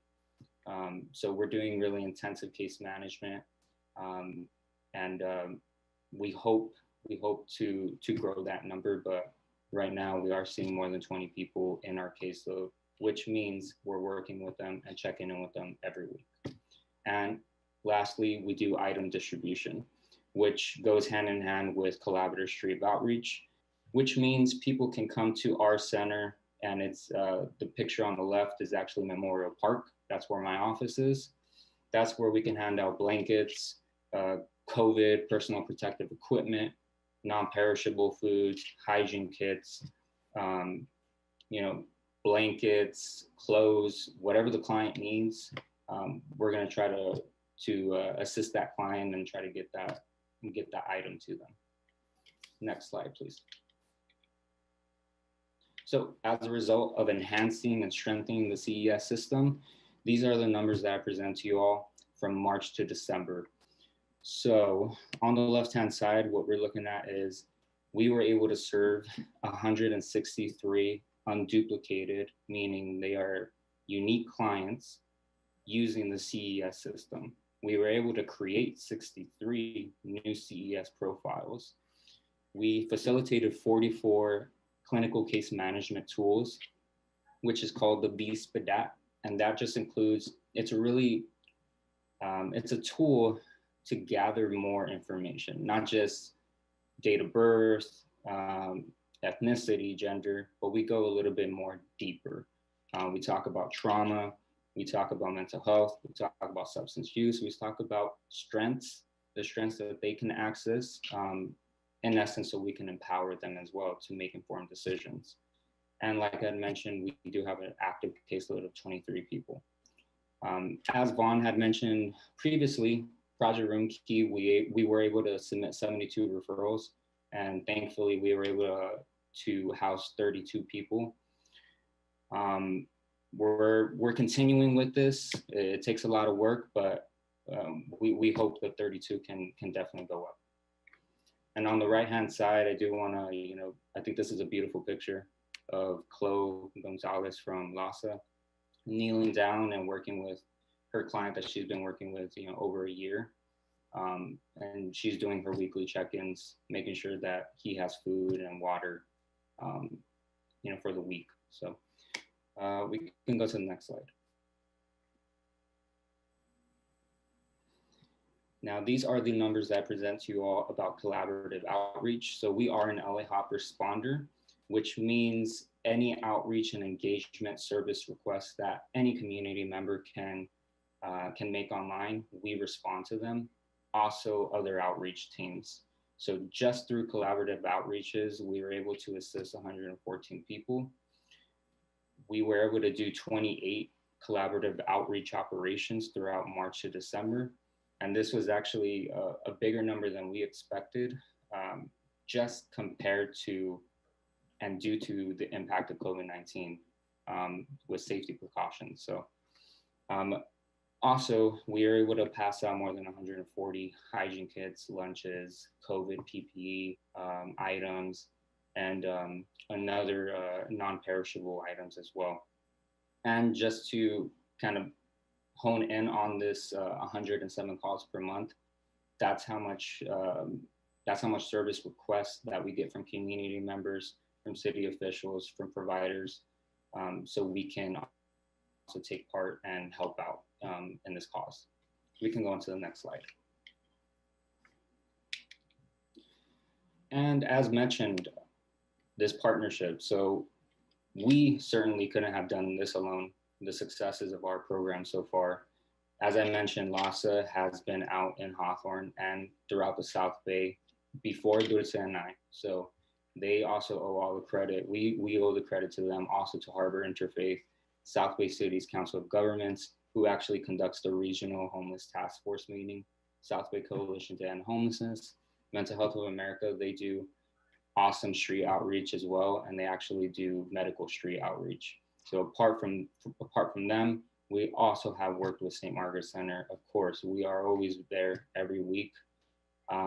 Also with Hawthorne PD. And then the last three, Lawndale Mental Health, Behavioral Health Services, and Curtis Tucker Health Center, they focus and they are critical in combating substance use issues. So we also use them and utilize them on an everyday basis. So this is my ode to thanking them. We can go on to the next slide. So given all that information, just to wrap it up, what can we do, right? The first thing that I would encourage everybody is utilize LAHOP. It's out there. It is out there also for a reason. So LAHOP is a service request form that anybody can use. Essentially, you go onto lahop.org, you fill out a questionnaire, less than 10 questions. I think actually less than 5 questions, and it takes about 5 minutes to complete. You put a description of where you saw the person, or maybe you have a family, a friend, who just needs more assistance. They can also do it themselves as well. So LAHOP is an outreach tool. You create the service request and an outreach team goes out there in 24 to 48 hours. So we are LAHOP responders, our team here in Hawthorne. The second one is using the Hawthorne Community Resource Guide that was created in November 2020. Also, the South Bay Coalition to End Homelessness, they created 3 resource guides categorized by the South Bay region. So the North Hub, which encompasses us, Hawthorne, Lenox, Lawndale, that resource guide has been updated. So that's an excellent resource as well. And then finally, using our city website, scrolling over to community services, there's a housing and homelessness tab. It gets updated every month. And we want to make sure that we are putting the most up-to-date, helpful links, just in case, we can't outreach to somebody can have that empowerment to actually look it up and see if they can self-resolve by themselves. So I think the next slide is my contact information. Please feel free to reach out to me. Oh, it's actually LA Hop. So it's actually, this is the screenshot of what LA Hop looks like when you put it on your phone. And as I mentioned, it's less than 5 questions. So it's very, very user friendly. Now I think the next one is a contact app. There you go. So feel free to reach out to me for any questions, comments. I'm more than happy and welcome to answer any questions. I'm at your disposal. Thank you. Thank you, Jesse. If we can have the next slide, please. All right, so we're going to close with this. Opportunity to establish safe parking program. If you haven't heard of safe parking, I'd like to give a brief description of what safe parking actually is. What is safe parking? Safe parking program provides a safe place to park overnight for individuals who are residing in their cars. Safe parking program provides basic amenities such as showers, bathrooms, and hand washing stations. It connects to social service programs that will assist with transitioning into permanent housing. Next slide. Operation of a safe parking program. Clients for safe parking program are screened by staff to ensure that vehicles are registered and insured. Clients must sign a contract that overviews the program policies and procedures. Clients can normally enter the parking lot between the hours of 6 p.m., 7 p.m., and must leave the following morning between 6 a.m. and 7 a.m. All program participants are required to participate in case management. Security will be on site with lighting. Next slide. Caltrans proposed safe parking site. Caltrans had approached the city of Hawthorne about this site for safe parking. It's the southeast corner of 111th Street and Hawthorne Boulevard. Proposed 30 to 50 parking spaces per night. The cost to operate is $30,000 to $75,000 per year. Next slide, please. Direction requested. Staff requests direction from City Council on whether to continue exploring the potential lease and use of Caltrans site to develop a safe parking program. That concludes our presentation. We're all here to field questions regarding any topics that was discussed. We're here to answer questions if needed. Thank you. Through the chair. Through the chair. Yes. Thank you. Thank you, Vaughn. Thank you, Jesse, for that wonderful program. For going into details on the risks of homelessness and how we get here. I have some questions and I have some suggestions. I want to also thank our partners, all the many partners we have, especially St. Margaret's, the South Bay Council of Governments, for all of the work they do to assist us, because we wouldn't be able to get close to solving this problem on our own. I have some questions. When you mentioned encampments, how many encampments do we have and where are they? Jesse, can you fill out that question, please? Well, encampments are growing. In Hawthorne, off the top of my head, I can probably say more than 5. Okay, so really what do you call an encampment? An encampment is a community of people who are not living together per se, but they are grouped together. And they either have makeshift tents, or they have other items that they create to make their home for the night, or whether that be for a couple of weeks. And where are they located? They really are dispersed throughout Hawthorne, so it's kind of difficult to say and pinpoint each one. Okay. Pro Temp Valentine, we can get that information to you. If you request it, we'll work on getting those locations for you before the week's over. I would like to know where they are. I'm particularly interested because I assume that we decide whether we're being successful by whether or not we're reducing the numbers of homeless. And so in my view, if we have encampments, we don't want them to be growing. We want them to be, we should have fewer, not more, if we're being successful with our program. So I think that's one of the reasons I'd like to know exactly where they are, to see if we are being successful. You also mentioned, so yes, please provide me with that information, where they're located. You also mentioned that you house 32 people and 72 referrals. The 32 people that you housed, was this temporary or permanent housing? So they went into first temporary housing, but they all have been matched to a permanent housing unit. Or if they have not been matched right now, they will be matched. But all of those 32 people continually are temporarily housed. So we have 32 fewer people than we had before, and you said 72 referrals? Yes, ma'am. What does that mean, referrals? So first, a referral needs to be made in order to have some participation in Project Room Key. It's essentially like a consent form. There's a reason why also there's only 72 referrals. For some folks, they prefer just living outside. Other folks, maybe doing Project Room Key wasn't in their radar at the moment. So we also do hope to increase the referrals being submitted, and subsequently the linkages or the people being housed can also increase as well. Okay.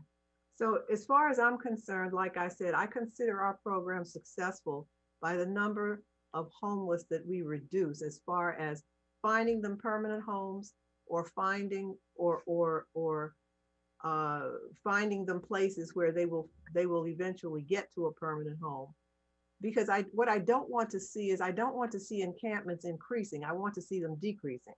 So that's how I measure our success. Are they going away? Are they finding a place to live? Are they getting the services they need? And are they, that's how I measure our success. I have a suggestion. Is this the time to do it, or should I wait for another point in the program?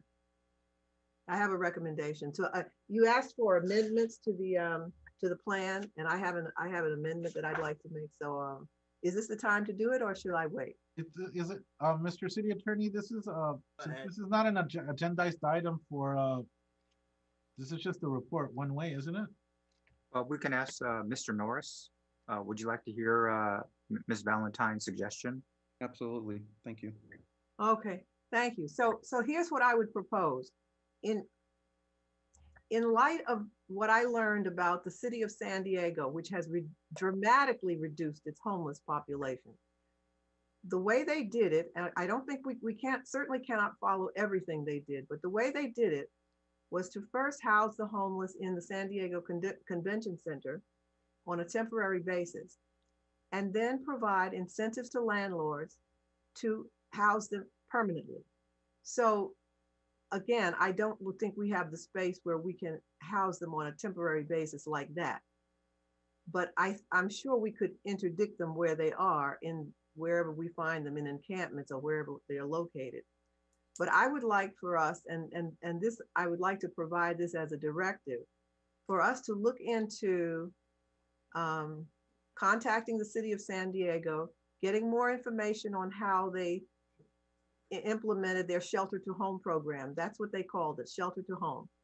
And the way they did it was to provide incentives to landlords. I know that we have some money because of the COVID, because of the COVID relief money. And I'm wondering, I would like to see us investigate using some of that money to incentivize landlords to house homeless on a permanent basis. Again, the services would be continuous. We would certainly give them the wraparound services they require, but I'd like to see them permanently housed. I want to see them off the street. I want to see them find a place to live. I want to see our communities go back to normal. So that is my directive and my suggestion.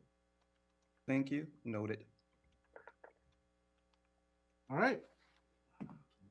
Thank you very much for your report. Thank you, Jesse. Thank you, Mary Agnes. Thank you, Vaughn, and the other representatives from the organizations that support us that were part of this presentation. Great job, guys. To the chair, Go ahead. we're still in the discussion phase, right? We're still discussing, we're still Yeah, well, reviewing. I wish we had some of the PowerPoint presentations that were provided here this evening. It would be good to go back through and look at numbers. So I don't have anything to go on other than what was showed, and I didn't have quite enough time to write all of the, you know, the points. So I have a couple of questions myself. And some of them were, you know, who is the Coalition to End Homeless? I don't, you know, I wanted to know who they were. I wanted to know about the 2020 homeless count. How many did we, you know, have in Hawthorne?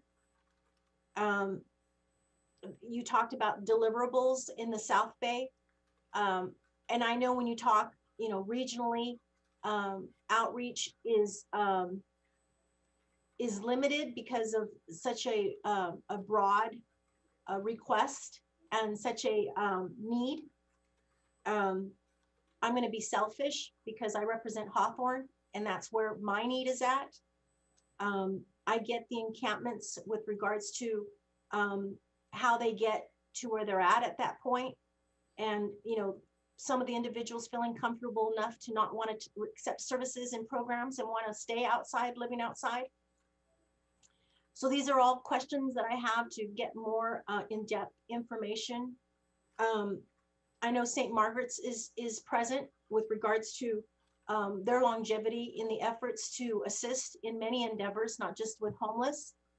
But I wanted to talk more specifically with the groups that were tapped to ultimately provide services to the city of Hawthorne, and the dollars that were provided to those groups and organizations. I'm familiar with LAHSA, Los Angeles Homeless Service Authority. I work for the city of Los Angeles, so I work with them collectively. They're out of our own office in Los Angeles, so I have a good understanding of how they work and what they do. But like Councilmember Valentine wanted to, you know more about results, if you would, and I'm kind of in the same boat. I know for as long as the funding that has been provided, it's what, 2.5, 3 years? Correct me if I'm wrong. No, so for homeless service coordinator, there was an 18-month agreement. And for the homeless plan that was put together, there was a one-time grant for that. So at this point, we've only received $130,000 from LA County from Measure H funding. Okay, so in the report, you provided 1A, which is the short-term supporting, which speaks to in progress, and then the work completed December 31st. It's a 2.5 years later. In that, I wanted to know what were the challenges and what was the result of you know, ending December from all the groups across the board. I know there was some that presented numbers, and forgive me because I didn't write them down as quickly as I as I wanted to, but there was like 163 room key, 72 referrals, 32 individuals housed. We all know that, or maybe not, unfortunately, that homeless is not going to be taken care of quickly. This is going to be a long endeavor. And I want for the council to understand, and for, more importantly, what we're looking at as far as some of the suggested recommendations to try based off of other cities' successes. You can't put one without the other. And I'm speaking with regards to, you know, a San Diego homeless plan that ultimately uses their convention center to bring the homeless in, that gives them a shelter over their head. Meanwhile, addressing ways to provide incentives for landlords to bring in these individuals. keep in mind, these individuals have numerous, if not issues. And some of those include mental illness. Some of those include, you know, a variety of other concerns that we really need to be able to bring resources forward to assist in those endeavors. I didn't hear tonight anything about the mental illness aspect of it, bringing in, I know you mentioned the mental, the organization that you work with, but in the outreach effort, I wanted to get an idea, how often is outreach taking place in the city during the week?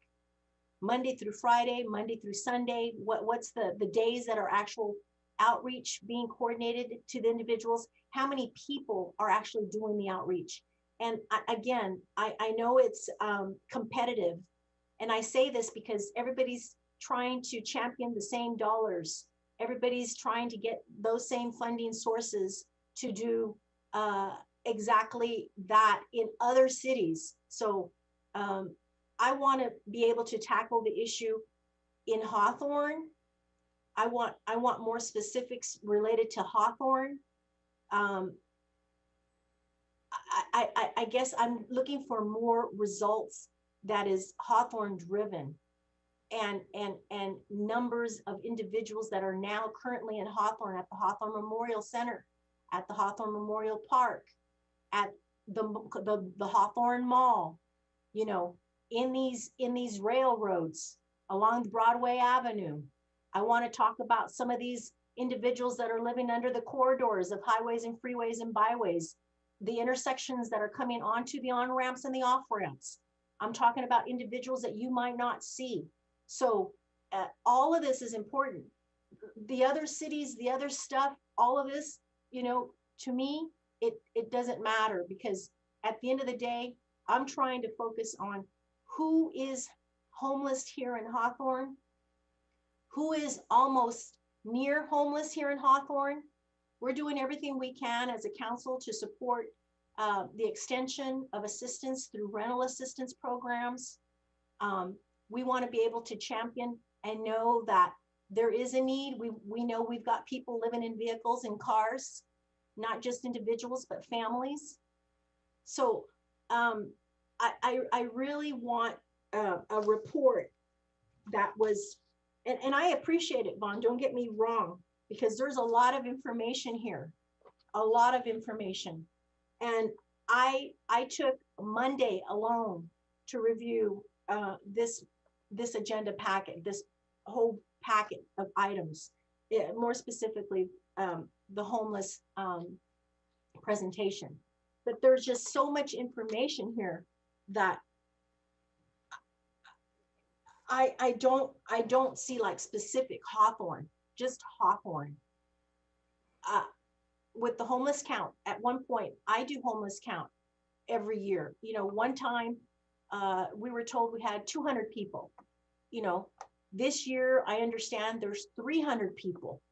And Mr. Ramirez, you mentioned that there's the automated system that you track individuals and where they're residing at the time of making the outreach and the contact. And then they move to the other, you know, next city, and you know, they're nowhere to be seen. And then all of a sudden, boom, they're back, right? So I want real-time numbers. I don't know if that's easy to say that, maybe easier said than done. And I respectfully appreciate the work that you're doing in making the effort to reach our homeless community. More importantly, to provide resources, programs, and services, especially wraparound services, health services, things like this. But there's so much more that we need. We need a mobile unit to be able to roll throughout the city and making contact. We need physicians, if not medical centers here in Hawthorne, that would be willing to bring a homeless individual to treat them should there be an urgent need. I mean, there's just a number of things that I don't see in the plan. And I appreciate everyone's efforts, but I'd like to see more results. I'd like to see more quantified numbers, more more that speaks to just Hawthorne. Hawthorne, what has the money done that's been given to these groups for the city of Hawthorne? And I don't know how much the number totals, maybe city manager could help me, or you could help me, Vaughn, how much money has been allocated to these groups to service the homeless for 2.5 years. What does that look like? And I know you're not going to be able to do it here. Maybe I'll ask that you bring it back to the council again that speaks specifically to all the things that I made mention. But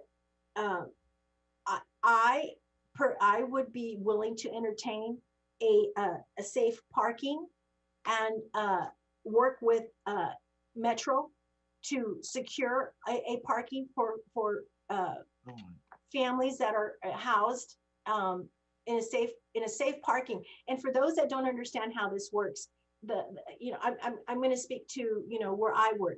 Councilmember Curran Price has a district office in Los Angeles that he opened up for safe parking in South Los Angeles. It's a gated community, or it's a gated office, and it's something that he wants to try and help. I know that this parking lot is not gated, but when you have security services and programs that allows them to come, right, to safely park for the night, yes, that's come correct. in for at a certain hour and then leave at a certain hour the following morning, but provide bathrooms and things that they would need. It's a start. It's a start. I don't even know what other suggestions from council members. Councilmember Montero has been instrumental in assisting families of need. I know there's several churches that I've worked with that have assisted. I even myself have taken out a $100 bill, have given a person, 2 days of hotel motel. I've even taken a family, a husband and wife, 4 children in the city of El Segundo, took them off of Sepulveda, where they were out there asking for money, dimes and quarters. I personally took them and put them in my car, and I asked them, where can I take them? And they're familiar with where they want to be and where they want to go. They told me exactly where they wanted to go. And the reason they were out in El Segundo was because the hotel motel that they were living in for a week, because they pay a week at a time, they had run out of money and they could not get back to the room. So what they were trying to do is they took a bus straight up El Segundo, up to El Segundo Boulevard, up to the city of El Segundo, and staged themselves there to be able to collect enough money to go back to the hotel and pay for the additional week. So I don't want to see, me personally, it was 4 kids, 4 babies, probably all under the age of 7, one in a stroller. And, it was heartbreaking. And it was already 9 o'clock at night on a weekday. So, I took them back to where they wanted to stay and where they wanted to be. And I paid the man there at the hotel the week stay that they would require. And the $100 basically said, here, go and buy some food, groceries for for yourselves. But it's heartbreaking. And I understand some of the callers, some of the concerns, some of the people that have been, talking to me about it during campaigning season. And it's just something that we need to get a better handle of. Absolutely. But Vaughn, if you could please bring that to us with everything that I made mention specific to Hawthorne. And I don't know what other, I know you listed a number of things that you work with, a number of the mental health, I don't remember what it's called, right here in El Segundo, the mental health agency. There was mental health agency that you work with. There was the police that you work with. I don't know the services that are being offered by police, but all of the, what I can do, I can add that in the next report that I bring to council per your request and directive. I will add all that information needed, and I will cover all the questions that you have, and hopefully I can answer all those questions that you have asked tonight. Okay, because you do ask in your report here that you want direction regarding proposed amendments to the plan, and that you want basically direction. And then you wanted to see what was the council's will with regards to a safe park. And Safe so parking, yes. for myself, these were some of the things that I recommended and some of the things that I suggested to bring back to us. All right, thank you. All right, anybody else? Through the chair. All right, hey, and I really appreciate Vaughn, Jesse, and everybody. This is a regional solution, and I really appreciate that you guys are looking at it that way. So great report, very comprehensive. Go ahead, Councilmember Montero. Okay, Mary Agnes is back. First, before I start, I have to say I commend, all the work you guys have done. Vaughn, Brenda, Jesse, Dulce. Now, Mary Agnes, I know you for 22 years, right? You are one of the savers. That when we had some homeless in Hawthorne, who we call Mary Agnes at Samaga Center, because you had to provide vouchers in the past, like you said, rental assistance. So we know the work that is needed in the community, not just in Lennox, but also right here in Hawthorne, because you've been here. You've been a partner for 22 years that I know you. So I have to commend you because you have done this job year after year after year, and with some less money, with some dimes, we have gone in and asked for money to help the homeless. So I have to say that the work you guys been doing is tremendous, because if we take one individual off the street, it's commendable, right? And here we are talking about that we have housed 32 people thanks to the Project Room Key. And people have to understand Project Room Key is something that not too many hotels or motels in Hawthorne wanted to participate. So we went to the next cities, right? So those are the kind of things that, yes, we do have to do ourselves as council person, better job to reach out to these motel owners and say, please help us, because they have to have everybody lending a hand. So to me, I understand the frustration out there, because we got people calling every week about homeless. And I have to tell you, just drive around and you will see where the homeless are, right? Like Jesse and Miss English mentioned, on exit 105, when you drive even on 120, if you look over to 105, you can see the encampments there. Sometimes they're over here off the 145 and El Segundo behind the storage place. Now, we've been getting a lot of phone calls on the Dominguez channels in Borgia Park area. So we know there is a problem. And believe it or not, 2018-19, the homeless count, it was gave a Hawthorne 94 individuals were homeless, but then 2020 gave us about 204, right? So the number increased.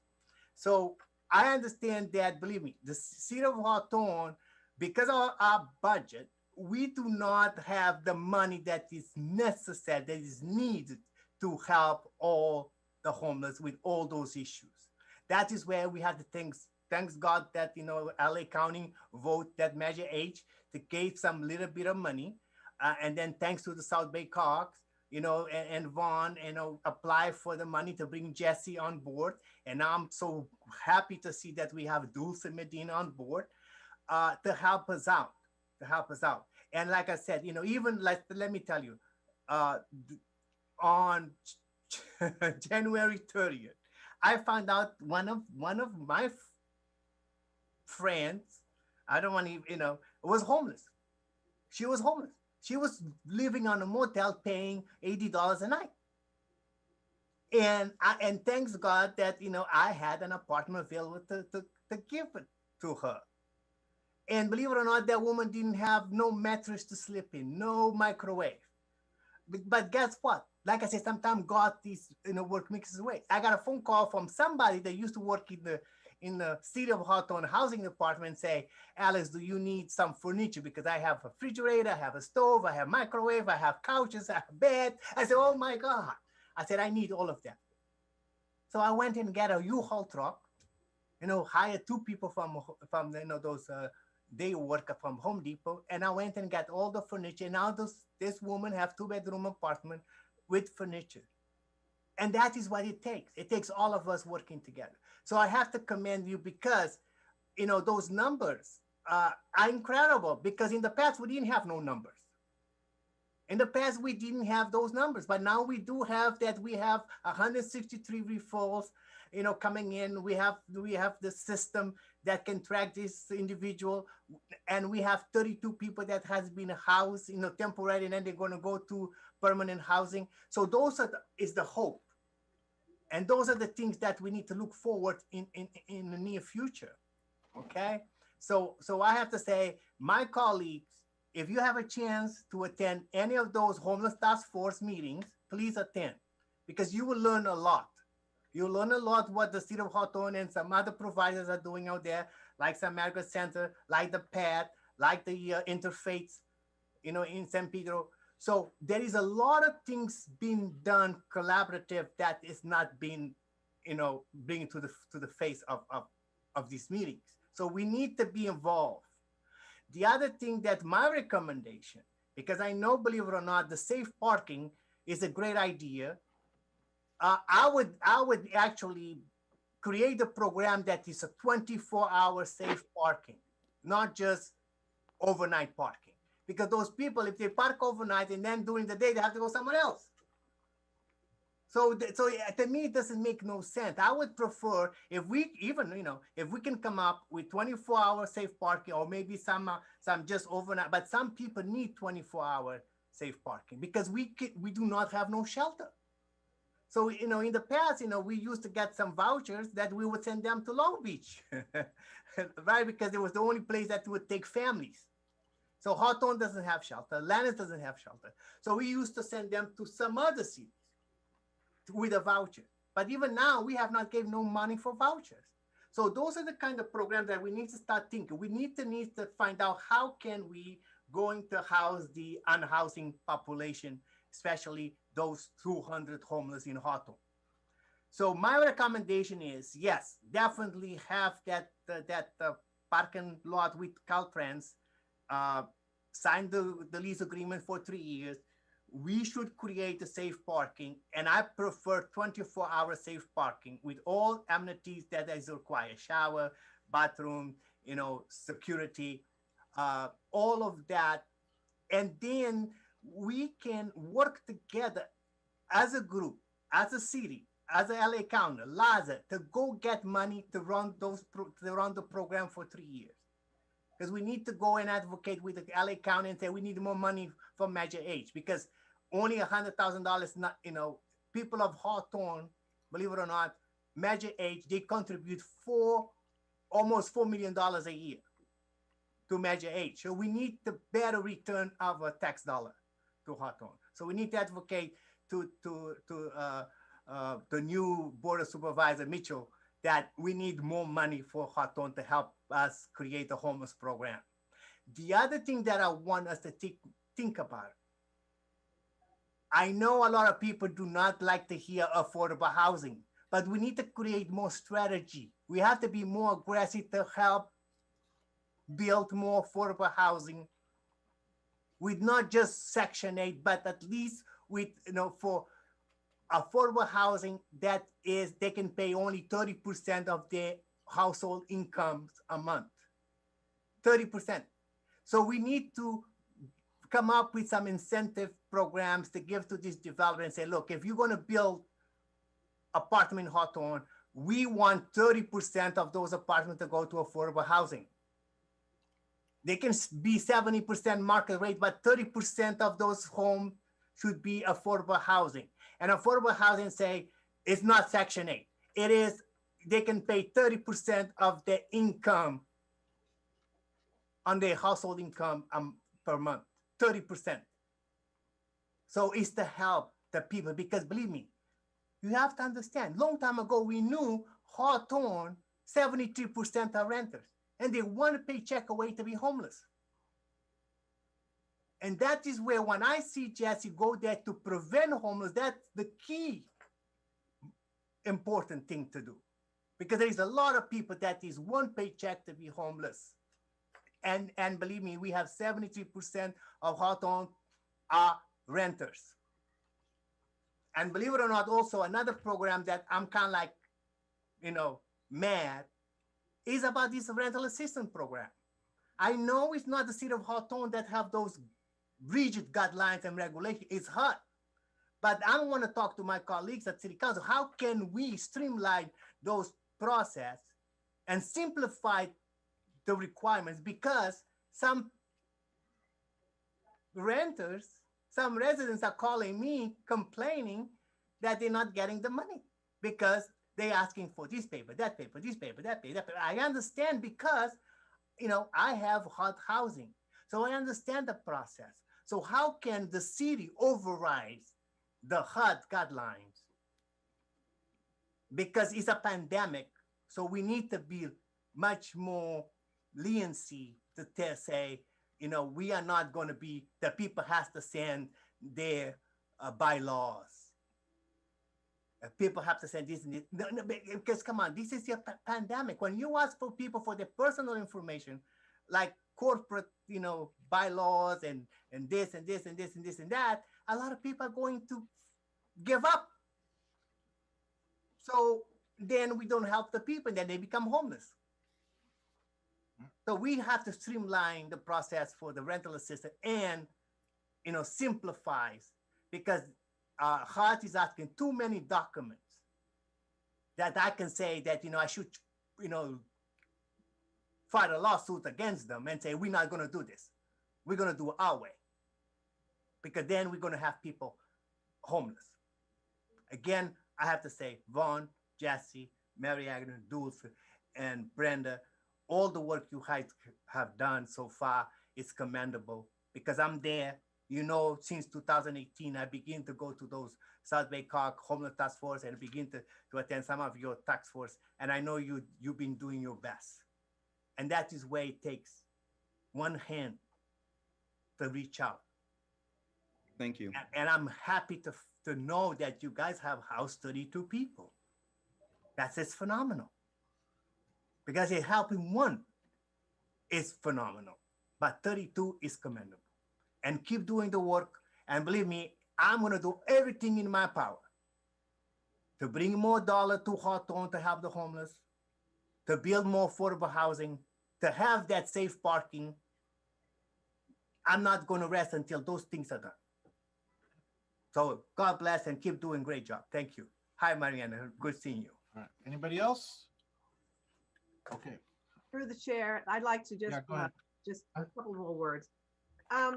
So the idea of safe parking, I like the idea, and Vaughn, I do support that also. I support safe parking. I think that's the signing the contract with Caltrans. I would be very much in favor of that. So you do have my support on that. I would not be in favor of 24-hour safe parking simply because of budgetary constraints. If you have 24-hour safe parking, then you've got to have 24-hour security, because you cannot house people, house the homeless, or have them located in a parking lot where with no security designated for them. So that would take resources from our police department to require that for their security. It will have to be done if it's overnight, but I would not like to see our police force have to do that on a 24-hour basis, because it would require 24-hour security. The other thing is, I want to emphasize my earlier suggestion that we contact San Diego to find out about their program that incentivizes landlords. I am not in favor of building more housing in Hawthorne. I know that of more affordable housing. I know that this is what the state is constantly pushing. I'm not in favor of that. I think we have enough housing. I think that if we utilize efficiently the housing we have, the homeless could probably be assisted. providing incentives to landlords who already have housing in Hawthorne, I think would be something we should really take a serious look at. We have many new developments. We have many new developments in Hawthorne. And I'm certain that many of those landlords would be very appreciative of incentives if we were able to do that. So I'd like for us to investigate doing that. Let's use the housing we have. We don't need to build more. Let's use what we have and use it efficiently and see if we can get the homeless into that housing. That would be my recommendation. Through the chair. Yeah, Mr. go ahead. Mayor. Go All ahead. right. Go ahead. When I'm talking about 24-hour safe parking, I'm not talking about Hawthorne Police Department providing security, Ms. Valentine.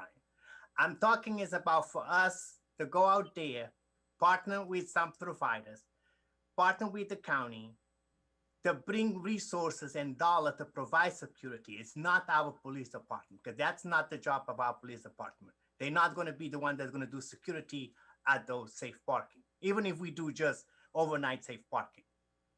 Okay, so that's one thing. So it's not the police department, it's not our Hawthorne PD doing security for the safe parking. They have programs that come up with resources and some collaborative partners to do those type of security. The other thing that if we're thinking about money that we don't have, think about it. The city of San Diego, it is biggest city. They have money.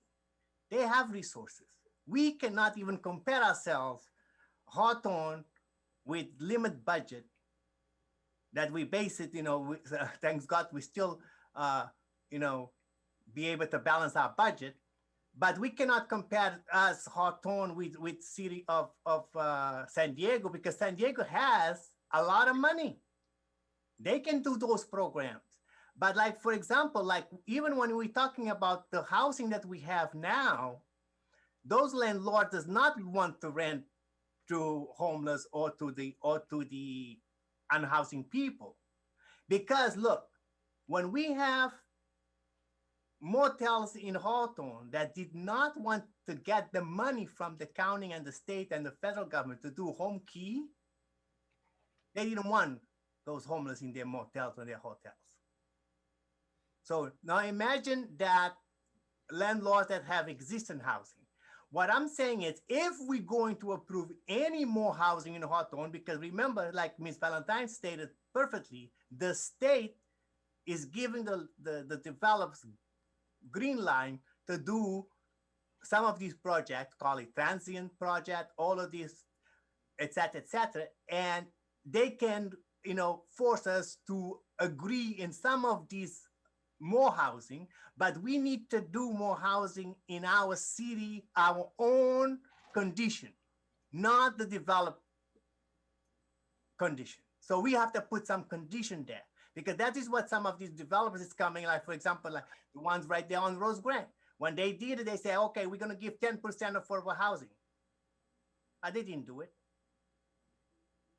So, and some of them say, okay, we're going to give some affordable housing. But what they did, they double dipped. They came and filed for Section 8. So Section 8 housing, the HUD can pay them the money that they're losing. So they cheat. So that is where we have to be vigilant. I agree that we don't need no more apartment, but I know we're going to have some project that's going to ask us for developed apartment. So, and we need to give them the guidelines, how to do it.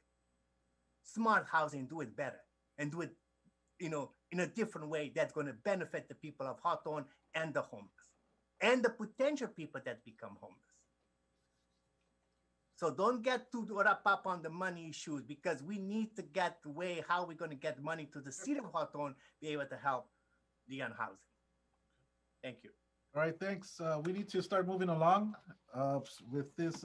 Everybody's gotten a chance to say something. All right.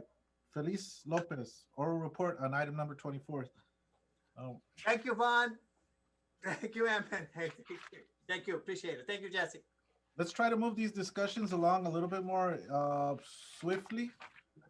Mr. Mayor, this is democracy. We need it. You know. Democracy, yes. Yeah, it's a democracy, and we are Thomas here for the Jefferson, people of the people. So whatever time it takes, we need to take it. You and I will talk later. I'm gonna pop out.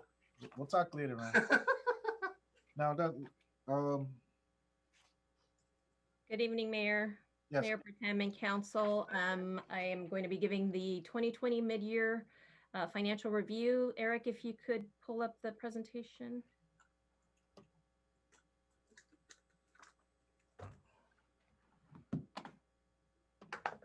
Okay, and can we move to this next slide, please? Okay, so the first thing I want to do is to just go over where our cash balances have been over the past 3 years. In December 2018, our cash balance was at 14 million. In December of 2019, that increased to 24.9 million. And as of December 2020, that balance was at 38.2 million. Next slide, please. Our original budget for 2021 was adopted in March of 2020, and that was at 80,396,180. Due to COVID, the budget was amended in May of 2020, and that was reduced to 75,946,180. The reduction in revenue was nearly 10 million, and there was an addition of operating transfers and program contributions of 5.4 million. It was assumed that the pandemic would persist until the fall of 2020, and here we are in January of 2021. Next slide, please. As of December 31st, 2020, our revenues have decreased 7.3% compared to 1920. The most significant decreases in revenue were in business license tax of 67%. Hotel TOT, as expected, was a decrease of 46%, and construction permits decreased 50% due to commercial construction decreases. Next slide, please. We wanted to show revenues that were over $1 million at the mid-year point. So our current year property taxes were at almost 2.6 million. It's about a 6% increase from 1920.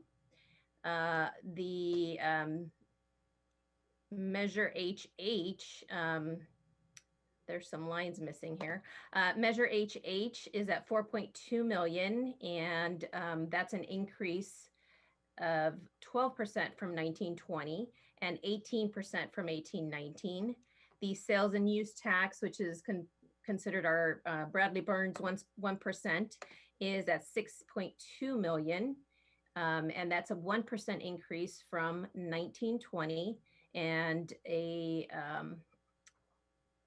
3% decrease from 1819. 12, hold on. Sorry, for some reason the formatting changed. The transient and lodging taxes were at 1.2 million, and that's a 46% decrease, as mentioned before, from 1920, and a 29% decrease from 1819. Utility users tax was at 2.8 million, and that's a 3% increase from 1920 and 7% increase from 1819. And our final one here is refuse franchise fees, and that's at 1.4 million, which is an increase of 5% from 1920 and 11% from 1819. Next slide, please. These are our non-tax revenues at mid-year. Licenses and permits are at almost 800,000, and that was a 46.6% decrease from 1920 and 57.9% decrease from 1819. Fines and forfeitures are at 1,060,000.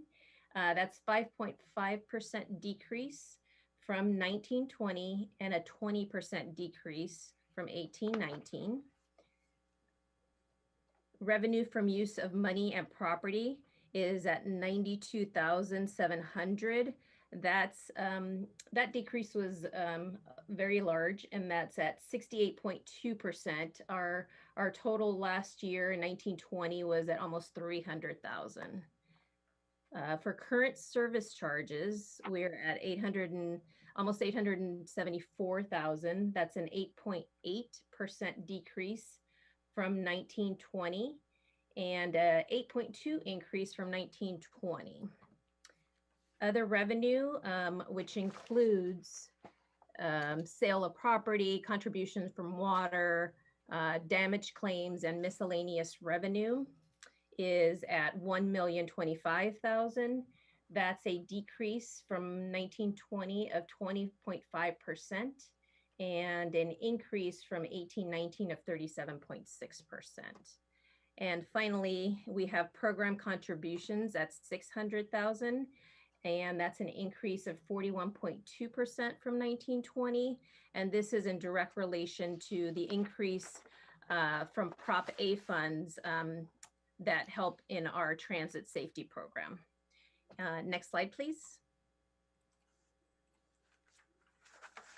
All right, and as of December 31st, 2020, we see an increase in our sales tax revenues. The local Bradley Burns shows an increase of 1%, and Measure HH shows an increase of 18%. The City of Hawthorne has been fortunate to have a stable and diverse economic base. And as you can see here in the pie chart, it's an example of our first quarter 2020, July through September. This was what made up the revenues for sales tax. In consumer goods, we received 24% of the sales tax. County tax pool was 20%. Autos and transportation were 19%. Building was 12%. Business and industry is 11%, and restaurants and other were at 14%. Next slide, please. Our expenditures as of December 2020 show a decrease of 4.8% compared to 1920. Our personnel costs are down 1.2 million from 1920, and that's a direct result of the issuance of the pension obligation bond. We reduced our pension payment, which reduced our benefit percentage for employees. So this is a positive effect on that issuance of the 2019 POB. And as of December, the budget for the general fund expenditures were expended at 45.16%. Next slide, please. The general fund required cash balance is an average of 3 months of operating expenditures. So the required balance for 2021 is 19.1 million. As of December 31st, as mentioned before, the cash balance was at 38.2 million. Next slide, please. So in summary, at mid-year, we are on track where we anticipated. Revenues are down, expenditures are down. The fiscal impacts of COVID are persistent. Staff continues to monitor where the revenues are, and there is no recommendation for a mid-year amendment at this time. We will look at our third quarter results, and we expect to bring back an update to council and a budget amendment recommendation at that point in April of 2021, along with the budget. Next slide, please. And that concludes my presentation. If you have any questions, I am available. Through the chair? Yes, go ahead, sir. I'd like to just point some stuff out. I had a pleasure of seeing this previously and ask some questions. I want to point some things out. One of the things that I was able to realize and going through this information is we don't get a lot of money from hotels. We don't get a lot of money from business licensing or in construction. And I point that out because It was pointed out our most significant decreases were in business licensing, TOT, and construction costs, ranging between 40 and 60% down over the previous year.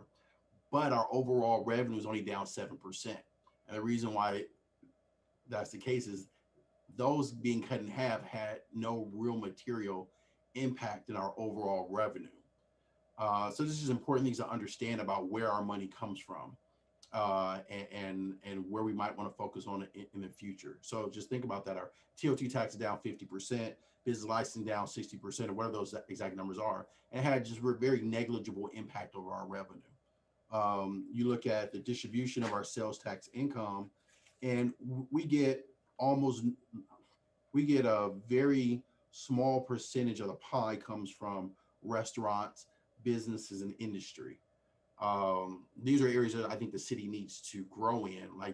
Like we should have been more had a greater negative impact from the pandemic, but the reason why we didn't is because we don't have great business in areas that I think would be important to most cities.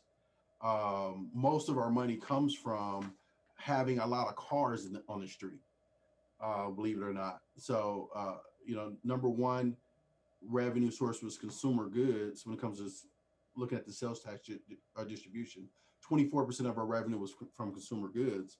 And so my imagination is that's from people just buying stuff, right? Going to Costco, right? Buying stuff on Amazon, right? We have an opportunity to get that sales tax that's generated from buying stuff on Amazon. So it's people just buying stuff, right? Which has not changed. Number two was county tax pool, which I assume was it property tax? No, so from the county tax pool, anything that is ordered online or is ordered out of state, those funds go into the county, and then they distribute it to all of the cities rather than having to select a city to distribute it to. And what's consumer goods then? Consumer goods, oh gosh. That'd be like shopping at Costco or shopping at Ross? Yeah, that would be the majority. So most of our income comes from shopping at Ross and buying stuff on Amazon, right? That's all our money.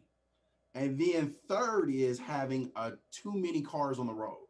So autos and transportation, and correct me if I'm wrong, this is the when somebody renews their auto registration, that tax they pay, we get some of that. Is that correct? That's where the auto and transportation number is? That's actually from sale of autos. So this is sales of autos. So okay, so all of our money comes from people shopping at Ross, people shopping on Amazon, and people buying cars in our city. Through the chair. Just to be clear, Councilmember Patterson, you're correct in saying that this is how our sales tax is being derived, but sales tax is about a quarter to a third of our overall revenues in a given year. Got it. I remember there was like 16 million came from the auto registration. Was that? From 16 million comes from the Bradley Burns, which is our normal 1% sales tax. Our normal 1% sales tax. Yeah. So 16 million, and that makes up what percentage of our total revenue? So all our sales tax combined, is I think for the year is about $28 million what we're estimating, and our budget in the general fund is about 75 million. Got it. So I mean, overall, my point and is that we don't get a lot of money from restaurants. Would I be safe to say that? A lot of money. We don't get a lot of money from business licensing. We don't get a lot of money from TOT. These are valuable industries, I think, for any city, but we don't see a lot of that income normally. And so with those things being down because of COVID, it didn't really affect us that much. I just think it's important for us to really, as we go on, continue to be very clear about where our money comes from, where it doesn't come from, so we can identify where we need to grow in, and be clear about how much we're at risk or not at risk due to the pandemic. So the things that are going to hurt another city are not going to hurt us as much because we don't get any of that money anyway, right? Which is not a good thing, but is just a reality.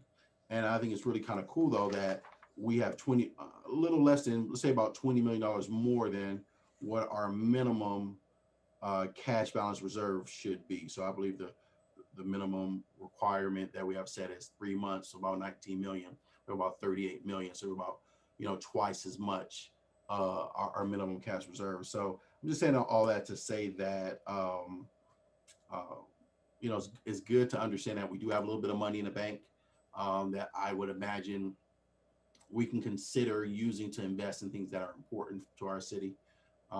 And while things are tough and there's a lot of things we need to do as a city, the pandemic hasn't decimated our revenues because we don't get money from those areas anyway. So that may be something we might want to focus on moving forward and increasing our revenues. But also it's good to have that in mind as we move forward as far as how we're going to spend our money, to understand that even if the pandemic goes another year, it's not going to decimate our revenues because we don't get money from TOT tax, business licensing anyway. Not a good thing, but just the reality of it. And that's all I got. Through the chair. Yes, go ahead. Thank you, Felice, to give us the media update.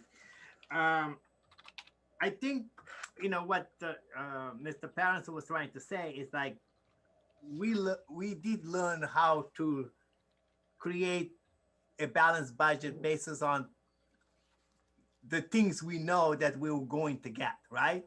And then the fact that we had been conservative in create the budget in the past help us out not to have a dramatic hit on the decrease of these other items that was mentioned, right? The TOT and et cetera, et cetera. The other thing that I want to point out is our sales tax, right? Because all the consumers spend is also thanks to that magic H that we passed, yes, because increase our sales tax from 9.25 to 10.25, correct? So because that percentage that we increase comes straight to us. The county and the state doesn't take no part of that. Correct. Yeah. So the other thing for us also to think about is the fact that when we doing business with the people in the future, is not to give them too much tax break, right? Because we know some in the past, some of the business got 50% tax reduction, right? That every year we have to send them some of the money from the sales tax. So especially even when we're looking at the auto sales tax, we could have got even more money if the deals were structured differently. So it's something to think about, right? Because a lot of these businesses who came to Hawthorne about 10 years ago or after 2005 to 2010, a lot of these businesses got a lot of good sales tax deal that hints our budget to grow on more. So that's the kind of things that we need to be vigilant. So in the future, for us not to be, struggle in our budget, only to have, a cushion of $19 million, it's not a great number, but still it's a positive number, because when you said cash balance, 19 million for 3 months of operation costs, and then we have about 38 million. So it tells you that the city can maybe operate for 6 months, and then if there is no more revenues coming, we'll go bankrupt. You know what I mean? So those are the kind of things that we need to look when we want to bring investment in Hawthorne, like in these particular areas. Yes, we do want more hotels because we're going to give them a fair deal that we're going to collect, more TOT, not give them incentives that they only send us half of their TOT, right? So those are the kind of things we need to keep looking. that when we do deals, make sure that we do deals that benefit the city of Hawthorne, not the pocket of the individual people. When we talking about, like I said, we need to bring, if we bring more restaurants, there'll be more sales tax. If we bring more manufacturing jobs, all of these people will have money to spend. So we need to empower our consumer, because we know in the United States, what runs the economy is consumer based, is people buying goods. That's what the economy is based on. So it's the same thing. Then when we look on this budget, we'll see that thanks God, people still buying. And we know the fact that the pandemic create a chaos. A lot of people went running shopping on Target, on Costco. They buying more stuff that they didn't need it. So that's the way we saw this increase on consumer spending, is because a lot of people are buying, because a lot of people stay home and they buy more stuff. And that's what we see, a lot of trash in the street, right? Because a lot of people get those stimulus dollars, they went and buy more furniture, more TVs, more this, and then they put everything on the street. So, but I'm glad to see that the pandemic didn't hit us hard like we were anticipating, right? Because in the beginning we thought maybe we were going to have $10 million deficit, but thanks God, we didn't have that. So it's a blessing. So thank you, and keep doing a great job. Appreciate it. Thank you. To the chair. Yes, go ahead. Felice, real quick, thank you for your presentation. And, like most, we're not even out of COVID. We need to implement. I've been speaking on this to the city manager. It's definitely a plan that reflects, 2 to 5 years, 5 years to 7, because it's not going away anytime soon. I know I'm hopeful with regards to getting back to normalcy. That's my goal. But I think just having a plan for such an event that we've obviously all gone through and are still going through is something that we should ultimately, implement for the future, just safeguards again. And that goes in hand with, emergency preparedness and all these other efforts. But thank you so much for your time and for your presentation. Thank you. All right. Through the chair. Yes, go ahead. Yeah, if I could just sum up, Mayor, as it relates to this item, thank you so much, Felice, for put it together for the council.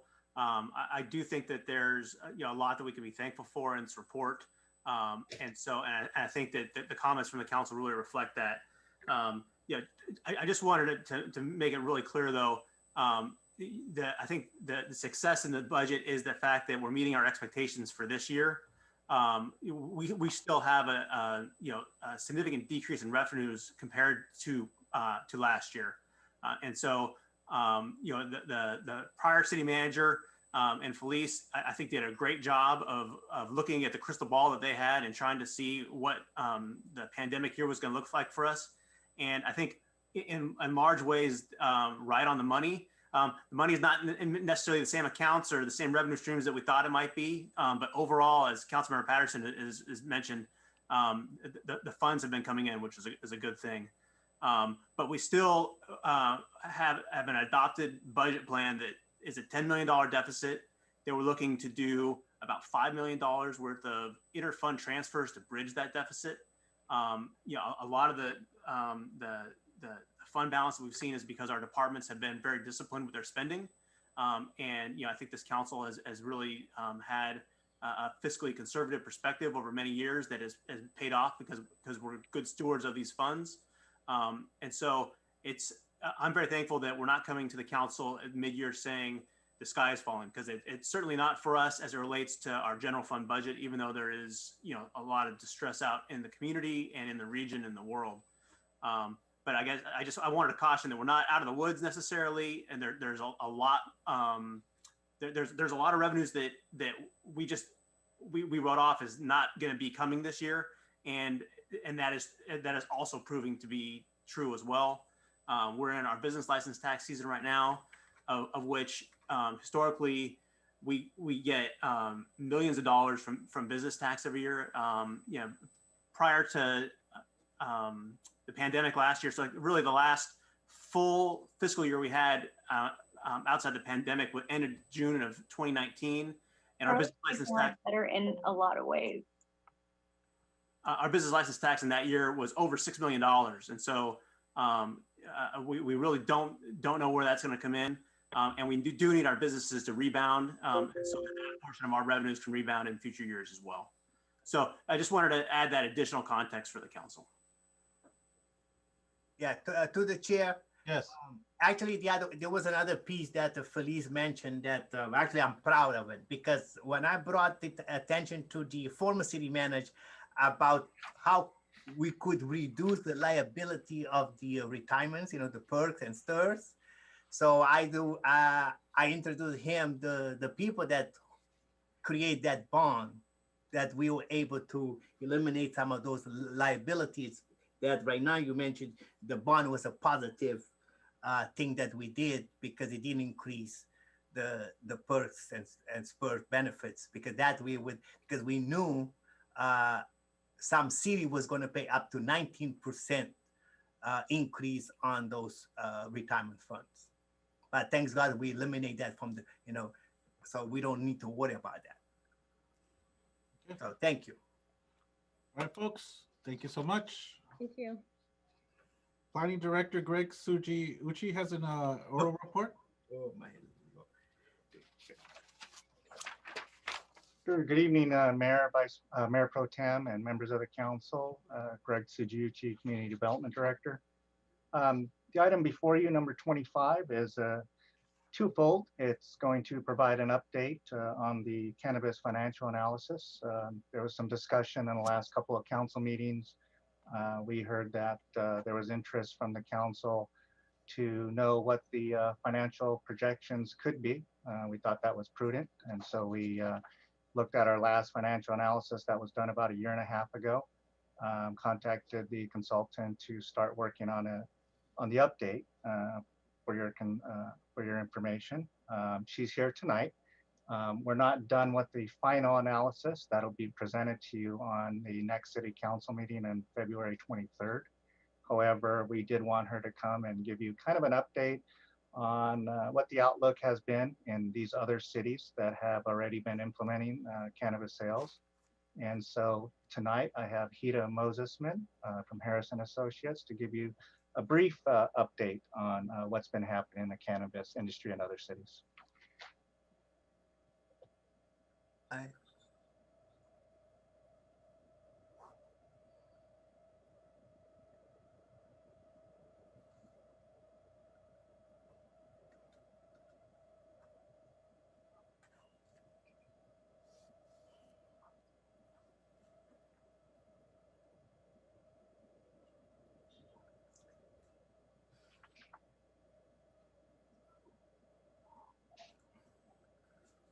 Can you hear me now?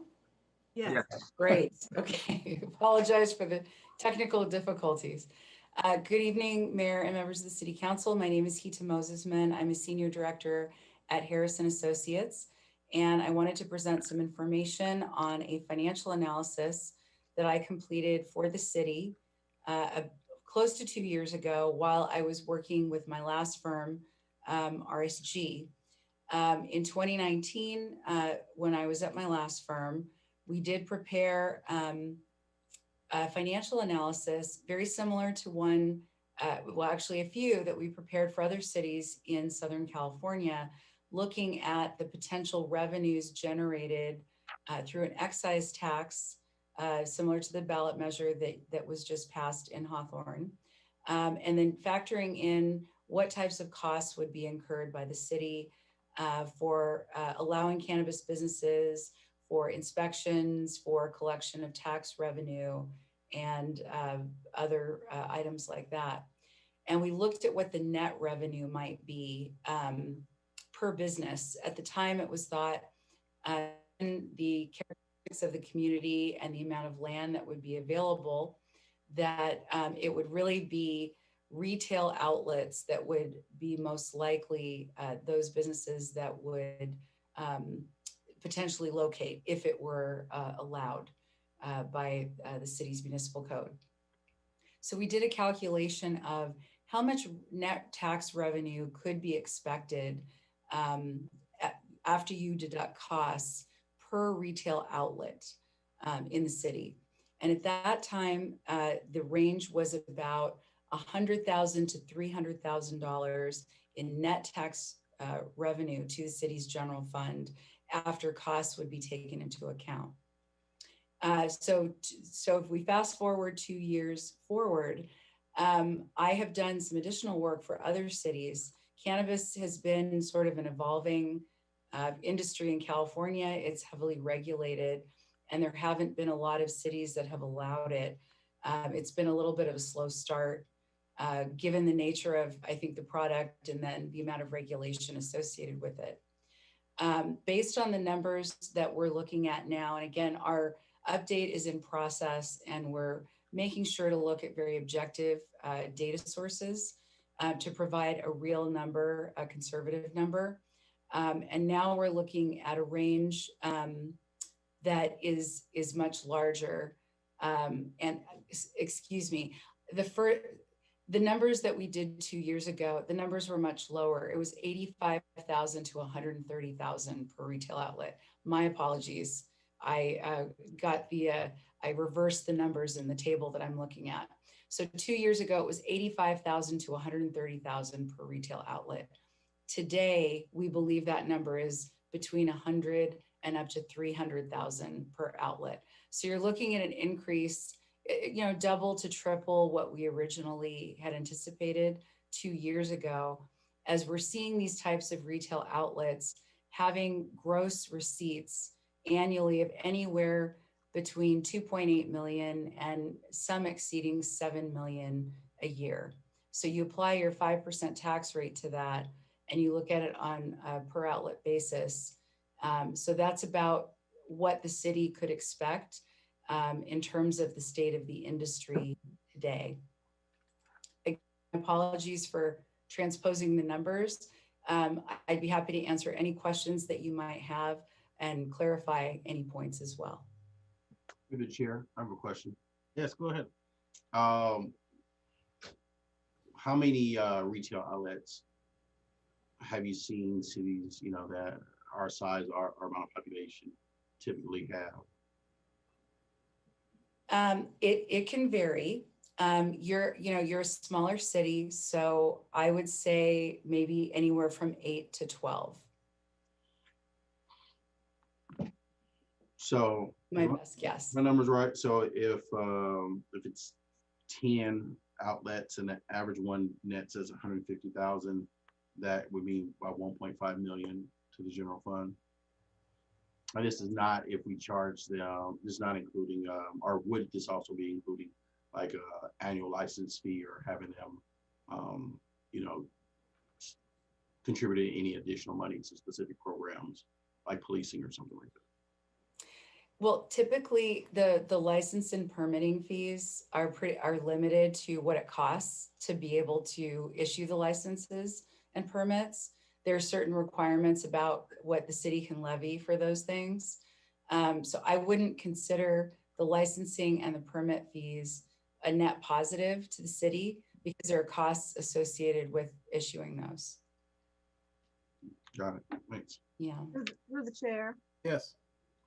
So with the, you're saying 8 to 12 retail outlets at about 100 to 300,000 per outlet.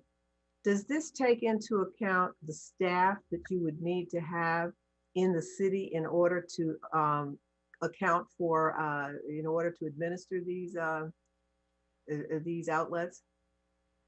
Yes, it does. Now, these are I'm going to quote the numbers from 2 years ago in terms of the costs.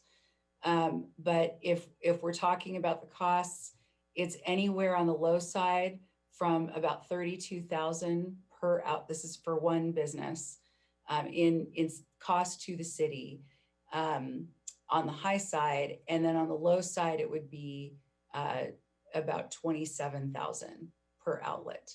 So the numbers that I quoted you subtract those costs out. And so those numbers I gave you were net of those costs. To the chair. Yes. Thank you, first of all. And I want to go back to what you said earlier, because I didn't capture fully what you were explaining. All of this has to do with regards to retail and the potential of what the retail could bring to the city, and ultimately what the cost for operations of those businesses would cost to the operation, correct? I'll clarify that, and I apologize for not being clear on that. So this would be per retail outlet, the revenues generated, and on the operating costs, that would actually be the cost incurred by the city and not by the business. So what we're looking at is how much revenue would potentially come into the city from the sales that would occur at these retail outlets on a per business basis, but not just looking at the revenue coming in, knowing that there are going to be some staff costs associated with collecting the tax revenues. This is a cash-based business, and sometimes the taxes are paid in cash as opposed to by a check or some other type of transfer. So there's some security issues, there's cash counting, there's staff that needs to do inspections, possibly on a regular basis. There may be some public safety costs in terms of calls out to a business. So looking at all the variety of different costs that the city might possibly incur on a per business basis, it's an estimate. That's what that operational cost is. We don't know, I personally don't know what the operational costs are for the industry side. We just look at the city side in terms of the estimating of the revenues and costs.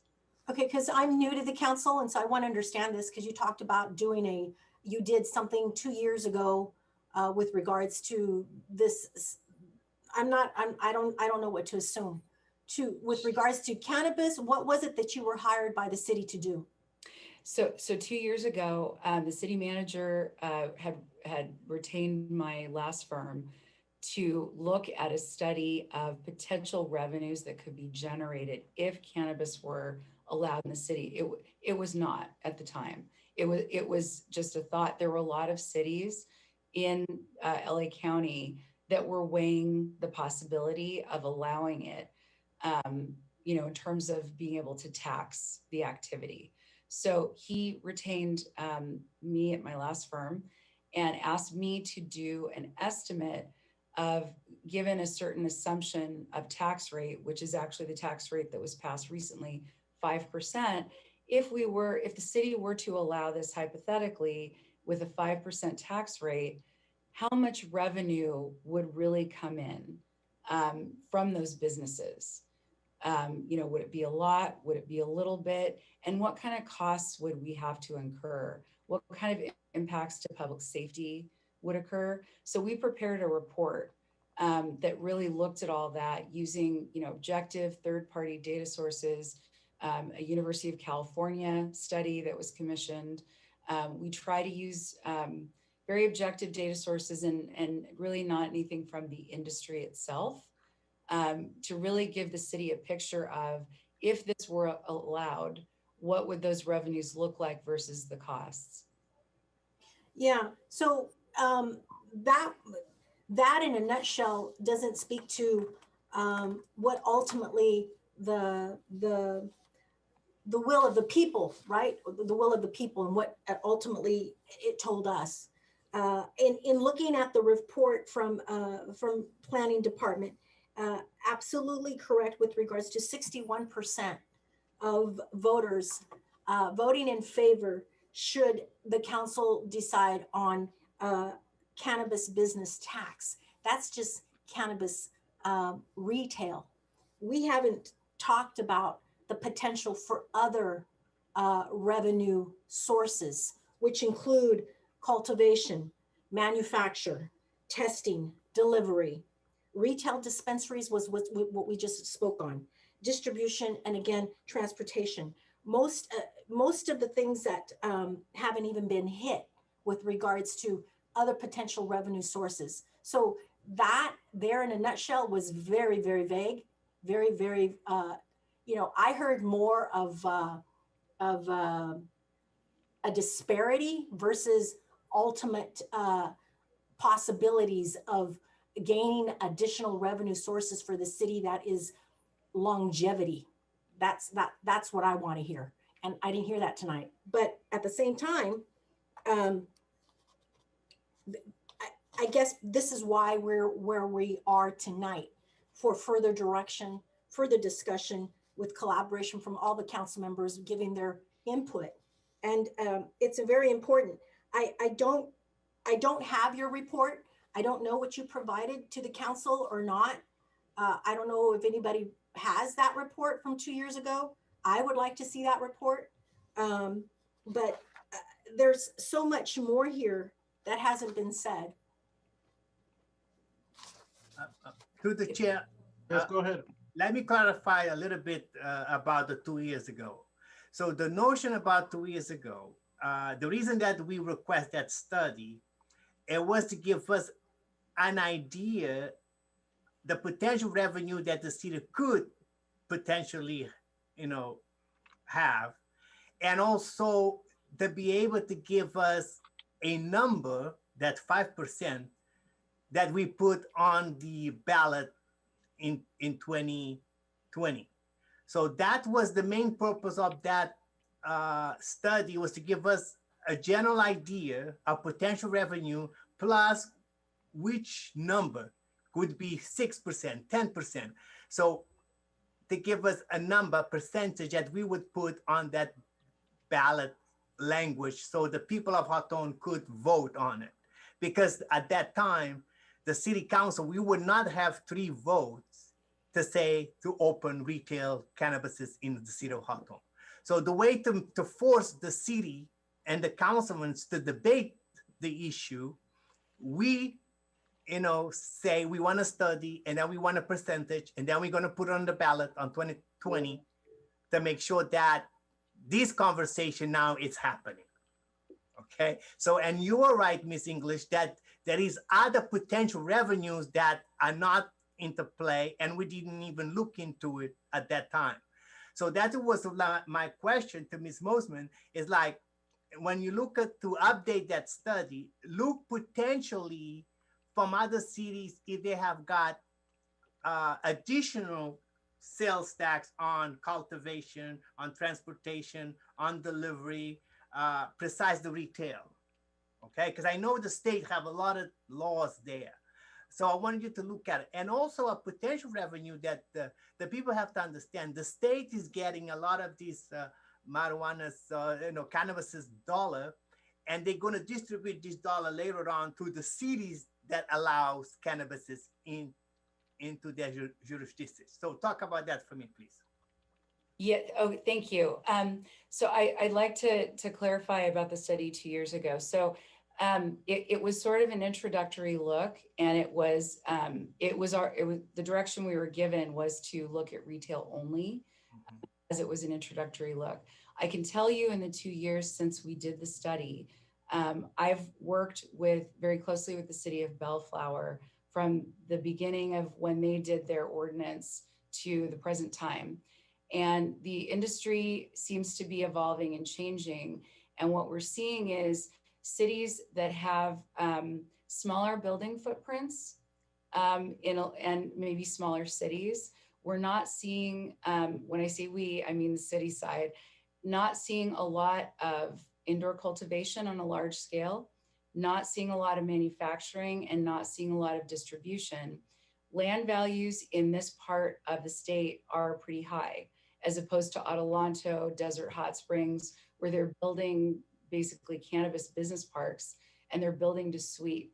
Indoor cultivation requires temperature, humidity, other types of special circumstances. Those are very expensive building improvements to do to an existing building. It's cheaper to build where land is cheaper, and you're building from the ground up. What we've also seen is that Long Beach and Costa Mesa dropped their manufacturing and distribution tax rates to 1%. And so Bellflower temporarily dropped their tax rates in those two categories as well. So there's some, industry corrections going on right now, as I think things are getting a little more competitive in the manufacturing, distribution, and indoor cultivation because of the land needs. And there are a lot of places in the inland part of the state with very attractive tax rates, lower land costs, and other types of costs that are lower. And the last thing I wanted to indicate was that what we're seeing in smaller cities in LA County region, Orange County too, is that you'll have a retail outlet that actually has 3 licenses. They'll have a license as a retail outlet, as a manufacturer, and a distributor, because they get product, they manufacture it in-house, they distribute it to themselves, and then they sell it in the retail storefront. And when they do that, they are only taxed at the final retail sale, because you can't tax within the same business at the same location within the same city on manufacturing, distribution, and retail sale. It's just the final point of retail sale, which is actually the best point, because those tax rates are actually still pretty high in all of the cities in LA County. Those tax rates are the ones that have hung in there, as opposed to some of the others. Right. So thank you, City Attorney, for forwarding me that report. I'm going to evaluate that, review that tonight. I do know it's to give instructions on what RFP would look like for us in the city of Hawthorne. Other cities, obviously, that you're providing us information on is other cities, right?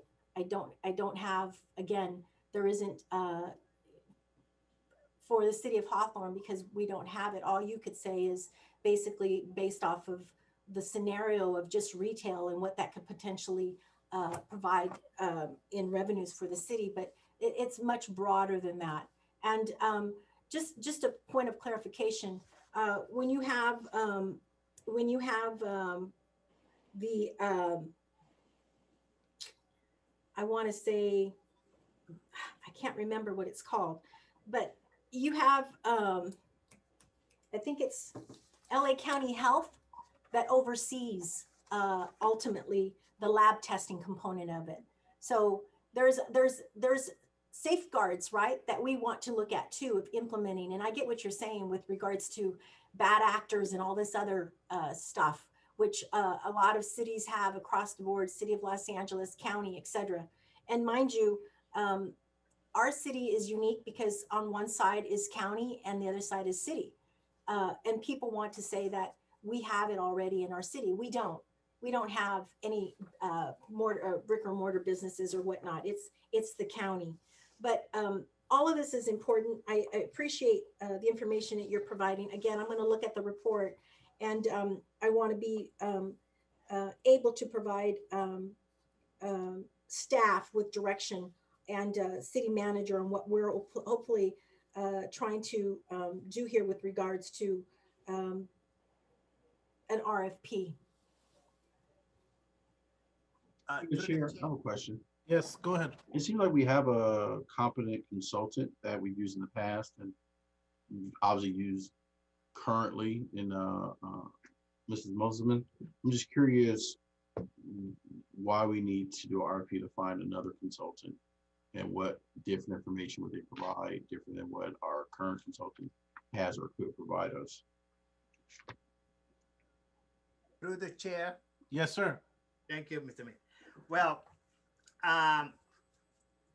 the reason that we want a request for proposal, RFP, is because we want this process to be transparent. We don't want to say that we just pick Hira and Mosen consultant company just to do this because they did a study 2 years ago.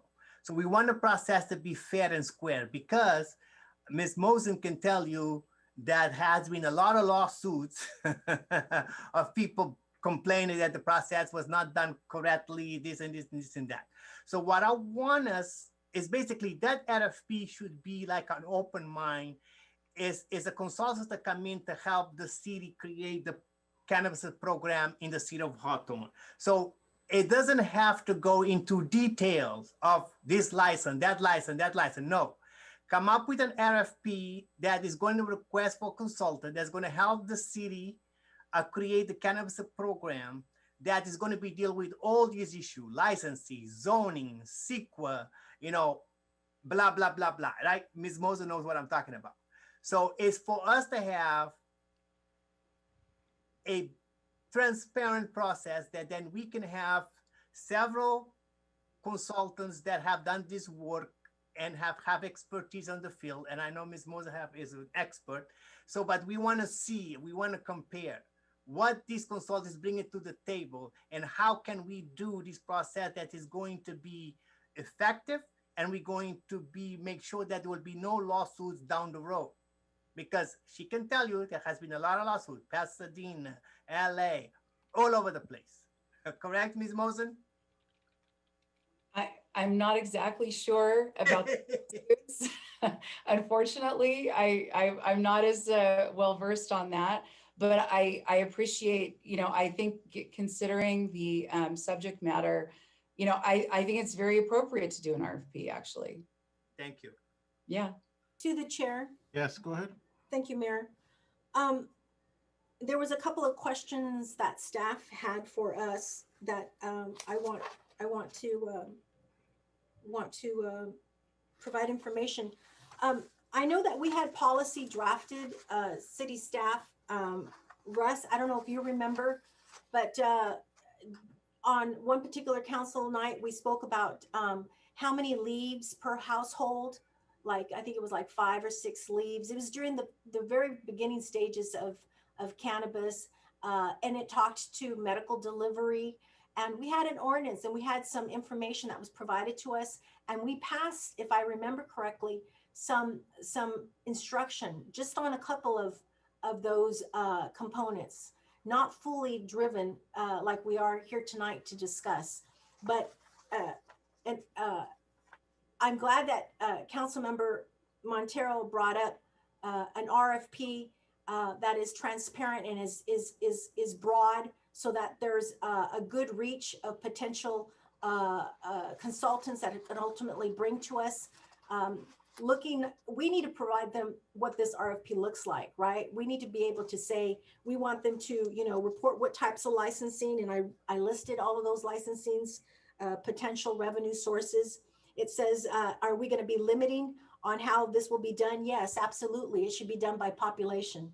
Another thing we talked about is community engagement, in community involvement, doing outreach in the community, discussing with the community ultimately what this looks like for the city of Hawthorne, and getting input and making community involvement be key. That's important. And an RFP needs to speak to that so that the consultant is aware whoever is selected is going to have to be doing due diligence to assure that some of the requests that we are making here tonight are being made and done. Another thing that we talked about was a community benefit component of it, how some of these potential businesses would be community partners and giving from their business endeavors back to the community. That's important.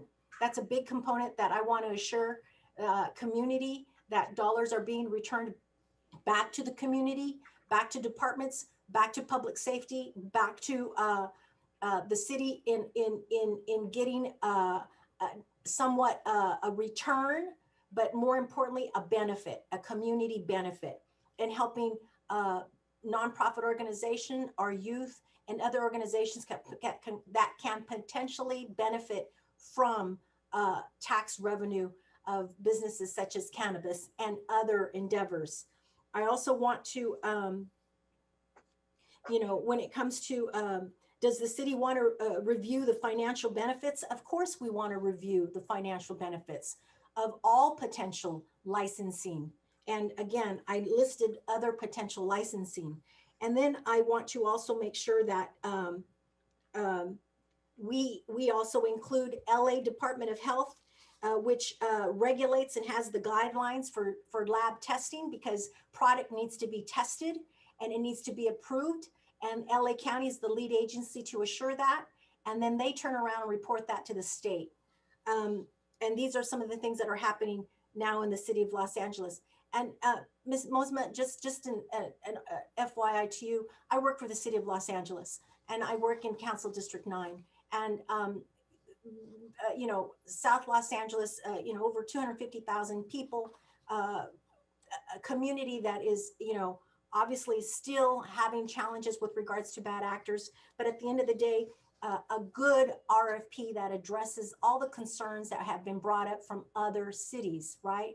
We want to be able, not necessarily to follow to the rule of thumb, but use some of those examples to implement an RFP that we are not having to go back on and, you know, have to address similar issues that had occurred in other cities. We want to get it right. I don't know how long it's going to take to find a good consultant that will deliver a good RFP to us based off of what we're requesting, but we are going to have to assure that the RFP is exactly how we ultimately want it to look like through language, and language is very important. I really want to see policy that we had, city attorney, back in 2010. I want to say 2010 on the medical delivery portion of that and the leaves per family. We had over 17 speakers tonight, email, and we had a few people that have reached out to me on how it's been instrumental on cancer patients, their mothers, their fathers, their loved ones. And so that was the purpose back in 2010 that we addressed the medical delivery portion of that. And so again, all of this is all very important. I can't stress enough that there's so much more potential that wasn't brought up tonight. Yeah. Through the chair. Yes. Let me just clarify something, because we need to understand, I understand what Miss English is coming from, but this request for proposal is supposed for us to select a consultant that is going to help us, the city, establish all those things that you have mentioned: community outreach, permit fee evaluation, ordinance and resolution, discretionary permit application, develop, review, and insert, zoning, permit, CEQA, community outreach, I said again, staff. So that RFP is for us to get a consultant, and we can give them some specific guideline and say, we want you to come in and help us on A, B, C, D. So that when they come in, when we select one, that they're going to sit down with the staff, that they're going to create the cannabis program. Okay, so they recommend to do maybe 4 retail weed distribution, cultivation, whatever. So then we have to create the whole program, the whole plan. How are we going to implement this cannabis program? How are we going to do outreach? How are we going to do social equity? So all of that is coming afterward. Right now, the RFP is to get a consultant or firm that is knowledgeable of all these particular issues that we're talking about, so they can guide us to develop a very good, effective, and a solid plan that's going to benefit the public, is benefit the city, is benefit the business, and that we will have no litigation later on. Right, a good cannabis program is what Exactly. And that they're going to help us in every step, from the permit application, from zoning, from CEQA, from outreach, from social equity, all of that. They're going to help us create those plans. Okay. Through the chair, I just want to add one thing, that in addition to having an RFP that's going to look for a consultant that can provide us with all that information that was just shared, and guidance for potential legislation that was just shared. Also somebody that can be able to educate us as to potential risks, downsides, and all relevant costs that might come along with any such ordinance. Right, through the chair. Yes.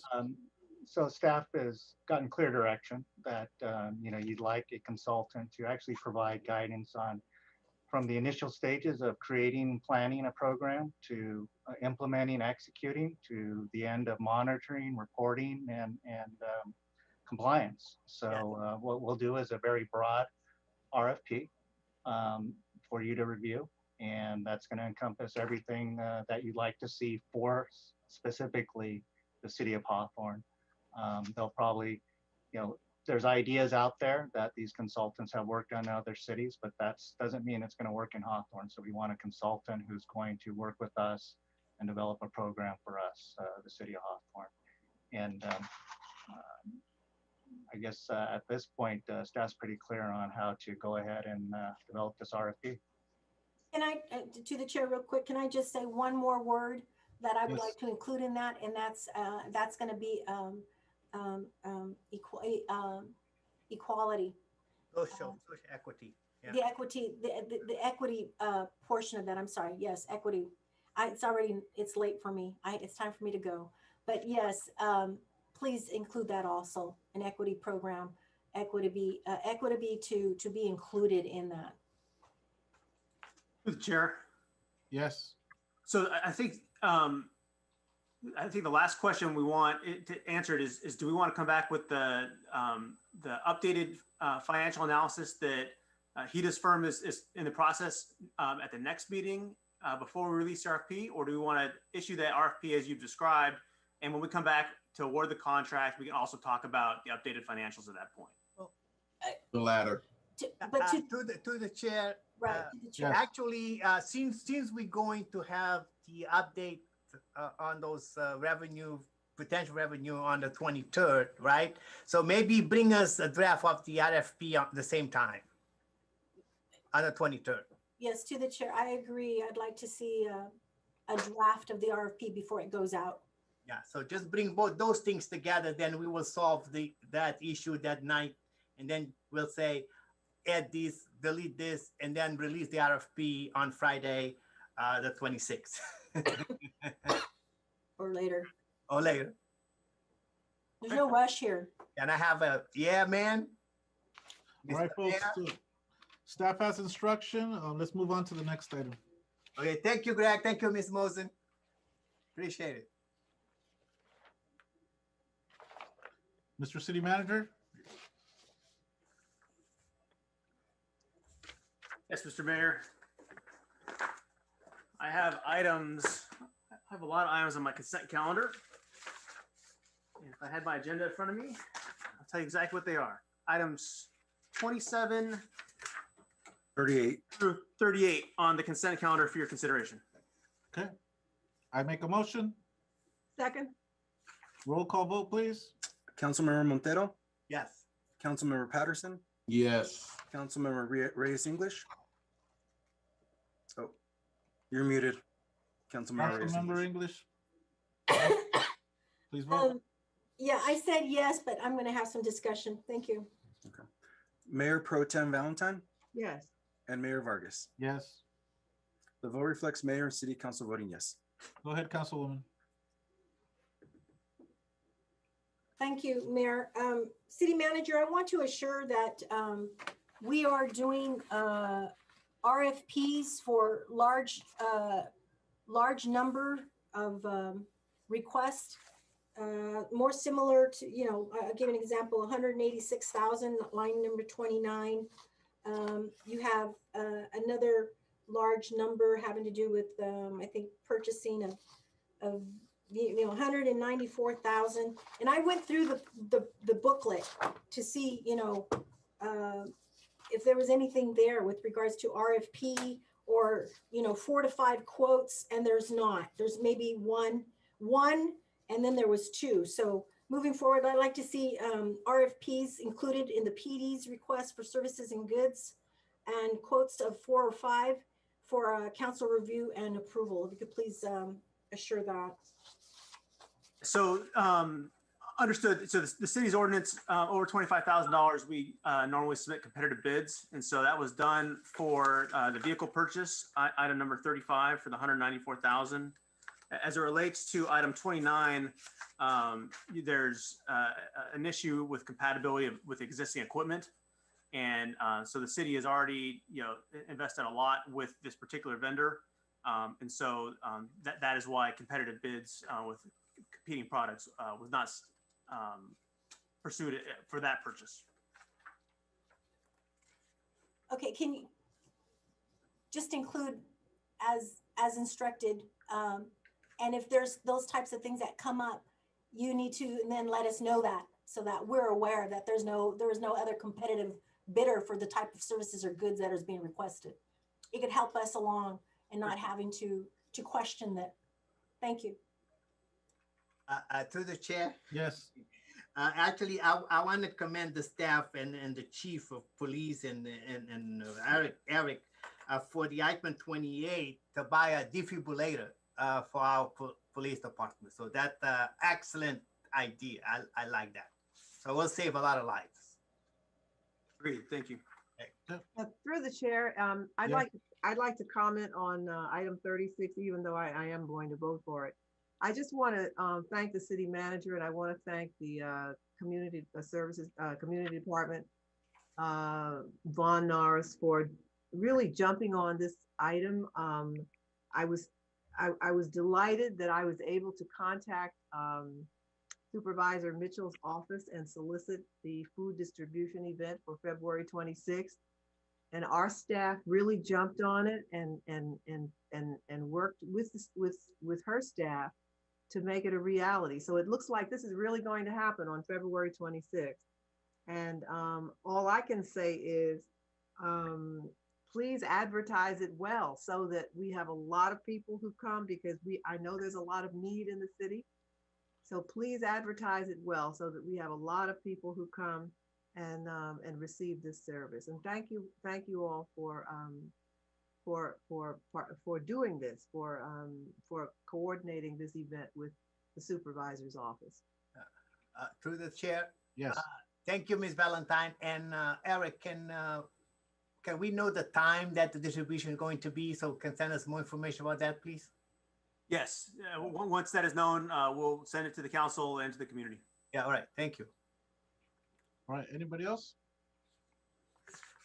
Okay. Did I make the motion? We're ready. Yeah, we already did. We're on the city attorney's consent calendar. Did everybody vote? Yeah. Already did. Mr. City Attorney? Yes, I have item number 40 for your consideration. I move. Second. I'll take the second. Roll call vote, please. Councilmember Montero? Yes. Councilmember Patterson? Yes. Councilmember Reyes English? Yes. Mayor Pro Tem Valentine? Yes. And Mayor Vargas? Yes. The vote reflects mayor and city council voting yes. Item number 43, discussion. Discussion action item. Go ahead, Mr. Councilmember Patterson. Yeah, I'll be brief though. I recall previous conversations with the mayor having some issue with some of the developments that's going up in the city, and some of these I'm putting close mixed use developments. And I've driven around the city, you see some of our mixed use developments where there is it's considered mixed use if there's retail on one side of the property and residential on a whole different side of the property. And I want to look into just changing how we define mixed use to make it to be what we typically think about when we think about mixed use development, which is retail at the bottom, residential at the top, and make it something unique or special that needs to be approved if it's going to be something different. But the go-to definition of mixed use being residential at the bottom, retail at the top, and it'd be a special circumstance of something different. Yeah. I would like to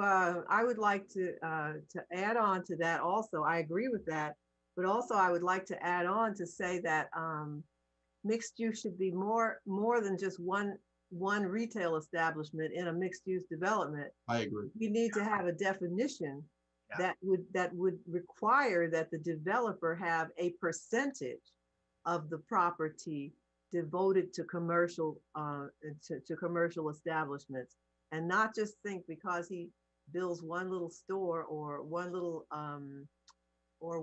fast food establishment, that's mixed use. So I think we need to do that. I think I we agree need 100%. to have a robust definition of mixed use. Yeah, and through the chair, and that is what, I agree totally, because that's what I've been advocating long time for us to pass an ordinance that will say 40% commercial and 60% housing. So for this mixed use, so they will have a clear definition. When they come to us, they know they have to build 60% housing and 40% will be commercial. It's exactly. I'm a clear advocate of this, and unfortunately, there was a majority back then that overrode me and wanted to have minimal commercial and wanted to boost the residential aspect. So I don't think that's easily forgotten. So I think this is good that this is here. We got to remember one of the things, Council Member Patterson, that we talked about was the reality. What brings in money? You're concerned that maybe the hotels don't bring as much, right? But is bringing in housing solely, is that an economic booster? No, it's not. The property taxes, the pass-through that goes to the city is minimal, it's tiny. Most of it goes to the state, county, and then we get a small percentage of whatever does come around. So any developer or any person on this council who wants to advocate and say that it's an economic booster, I will easily contradict that and show you proof and show you the numbers that that's a losing proposition. The proof, I mean, the true economic booster will always continue to be the commercial aspect. And I'm glad, Councilmember Patterson, that you recognize that with me. And absolutely, back then we had minimal 15%, 10, 15. I would like to take that bold step, Councilmember Monteiro, to boost that up to 40, 45, or whatever it might be. And if they don't, I'm on staff recommendations as far as the city itself, yeah. But it goes back to what I was pointing out. We don't get enough money from TOT and to sell restaurants and all this other stuff. I mean, it's the reason why the pandemic didn't hurt us as much, because we don't get enough money from those areas. So yeah, so by having those type of requirements, it changes that. I'm very happy. Yeah, and that's what I said in the past. Building more apartment is not economic development. Okay, so we need to create jobs. We need to bring more commercial. We need to bring more manufacturing jobs, because that's the way we're going to build our economy. Because when you give people good paying jobs, they're going to have money to pay good rent. They're going to have money to spend. They have money to go shop. They have money to go dine out. So that is when you build your middle class. You build from people to go from poverty to the middle class. So to be able to be a good consumer, they have place to spend. And that's when you look at it, that the consumer spending was good. So that's what we want to promote: more commercial, more manufacturing jobs, because those will create jobs, will create more affordable housing that people can be able to live in and pay their rent and have disposable income to go shop and dine out. That's what we need in the city of Hawthorne. To the chair. Yes, go ahead. Well, thank goodness we didn't get 600 units of housing or 1,000 units of housing above the Hawthorne Mall. That's all I have to say. All right, so past is past. So now we're going to look into the future. Okay? Okay, let's go, Mr. Mayor. All right. Well, we do have the elected officials reports. Would anybody like to go ahead and just fast track their elected officials reports right now, just so that we can, once we come out of the closed sessions, we can just head out? Yes, Mayor, to the chair. Yeah, go ahead, Councilwoman. Okay, so I want to, where is it at? Where is it at? There's a couple of things that I want to bring up. City manager, we had a resident from Badger Park with regards to the Dominguez Channel, a potential rape along the Dominguez Channel. I know that the letter went to LA County the LA County Supervisor and other cities throughout the city, can you please just make sure that this letter gets forwarded to Holly Mitchell's office and get somebody to review that and take a look at that, because it is on the county side. We should be able to still respond. If someone emails us, any of us, council members, mayor, on a matter that is not a city related matter, let's at least help and guide them and direct them to the appropriate agency for that issue, that concern. But that was very concerning. And then I also want to, city manager, send this location where this occurred to the homeless, what was that app, LA app, where you sent, yes. Yeah. Yes, can you please forward that so that they could go and do some outreach at the channel?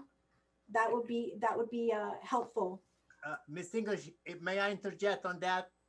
I did forward that email to Chief Ishii, and he was already on top of it also. So he have assigned Sergeant Nichols to go work with the Bojo Park Homeowner Association and also with the county. Okay, so okay. Chief Ishii is on top, because I forwarded that email to him and then he replied to me. Okay, well, thank you, Captain Ishii, and thank you for that. City Manager, thank you for your efforts with regards to the $300,000 funding for emergency measures related to COVID. Thank you for that. Mrs. Mack, the Housing Department, the Emergency Rental Assistance Grant Program is open. It will help with $1,000 per month for the next 6 months and or until it's exhausted. So thank you for that information. There was something having to do with the Southern California Edison, a survey that they're requesting from us. I don't know if the other council members received it, but I'll give this to you, City Manager, so that you could take a look at that also. And then I want to, if I could just make some items to bring back for more consideration. I want to talk on the next council meeting, if you could bring to the municipal auditing services. I want to see the filming ordinances that we have, and I want to see discuss Hawthorne business license, especially during COVID and the businesses that have been closed for over 6-7 months, that have concerns and grievances for these businesses that are trying to stay open. And then that ultimately should do it. But thank you to residents that reached out to me during the 26th council meeting that I missed. For those that don't know, I'm recovering from COVID, but I did have some folks reach out to me and mention some things to me. I just want to press the importance of city clerk assuring that speakers that speak to the council is addressed as a whole and not to individuals. And some of the things that were brought up and mentioned is old news, dead. So moving forward, thank you, department heads, on all your reporting that you reported out tonight. I also want to make mention for folks that have been suffering through COVID and lost ones, there will be a COVID relief reimbursement of up to 7,000 people, $7,000 for individuals, families that had expenses to lay their loved ones to rest. So there's going to be a $7,000 reimbursement to families. And then lastly, I just want to, if I could real quickly, give a few minutes to acknowledge, I understand Councilmember Vargas had a passing in his family, and I also understand that there is a staffer here, Mr. Akbar, who had a passing in his family. And so I'd like to just take a few minutes to reflect those that have passed, not just to COVID, but here those two most recently. If we could just bow our heads for a few minutes. Thank you.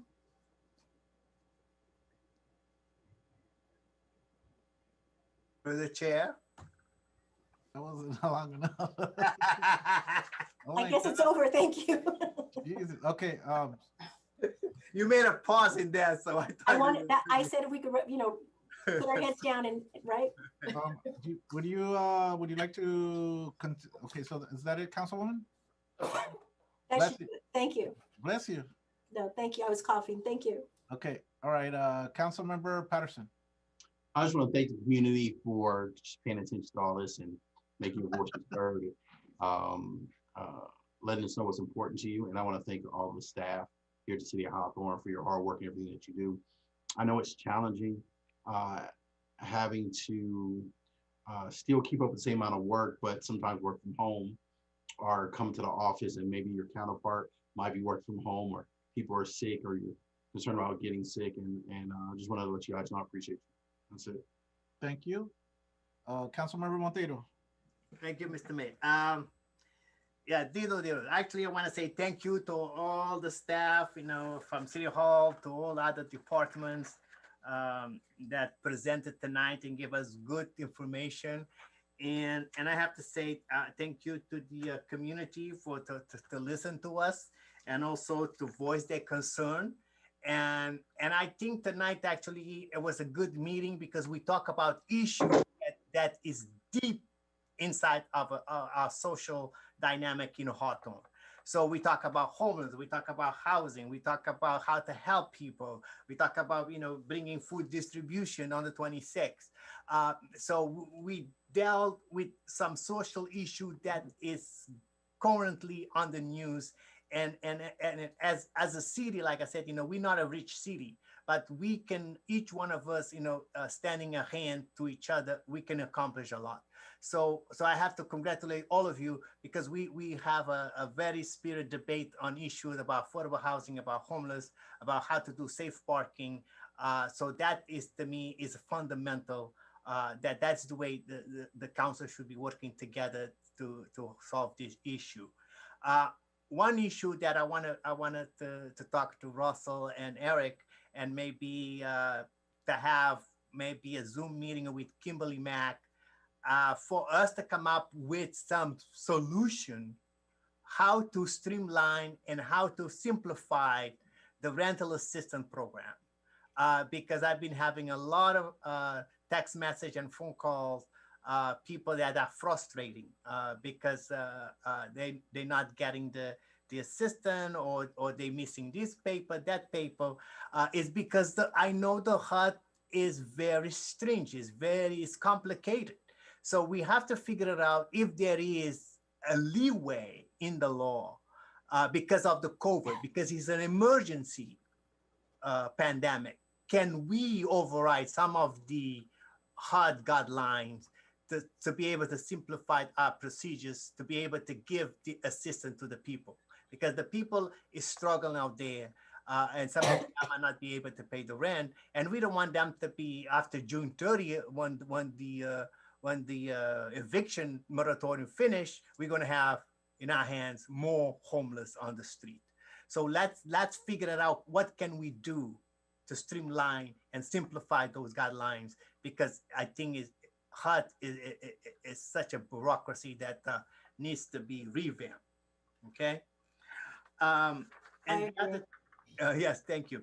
And the other thing that I want to ask Russell, did you look into that finance reform that was act on the state as January 1st? Remember that I showed you the... Oh, yes, I have an answer for you. And do you want me to prepare a legal confidential or? Yeah, it should go to all, it should go to all of us, even including city treasurer and the city clerk, because it's a new law that went effect on January 1st, 2021 about the contribution. There will be a limit. Yes.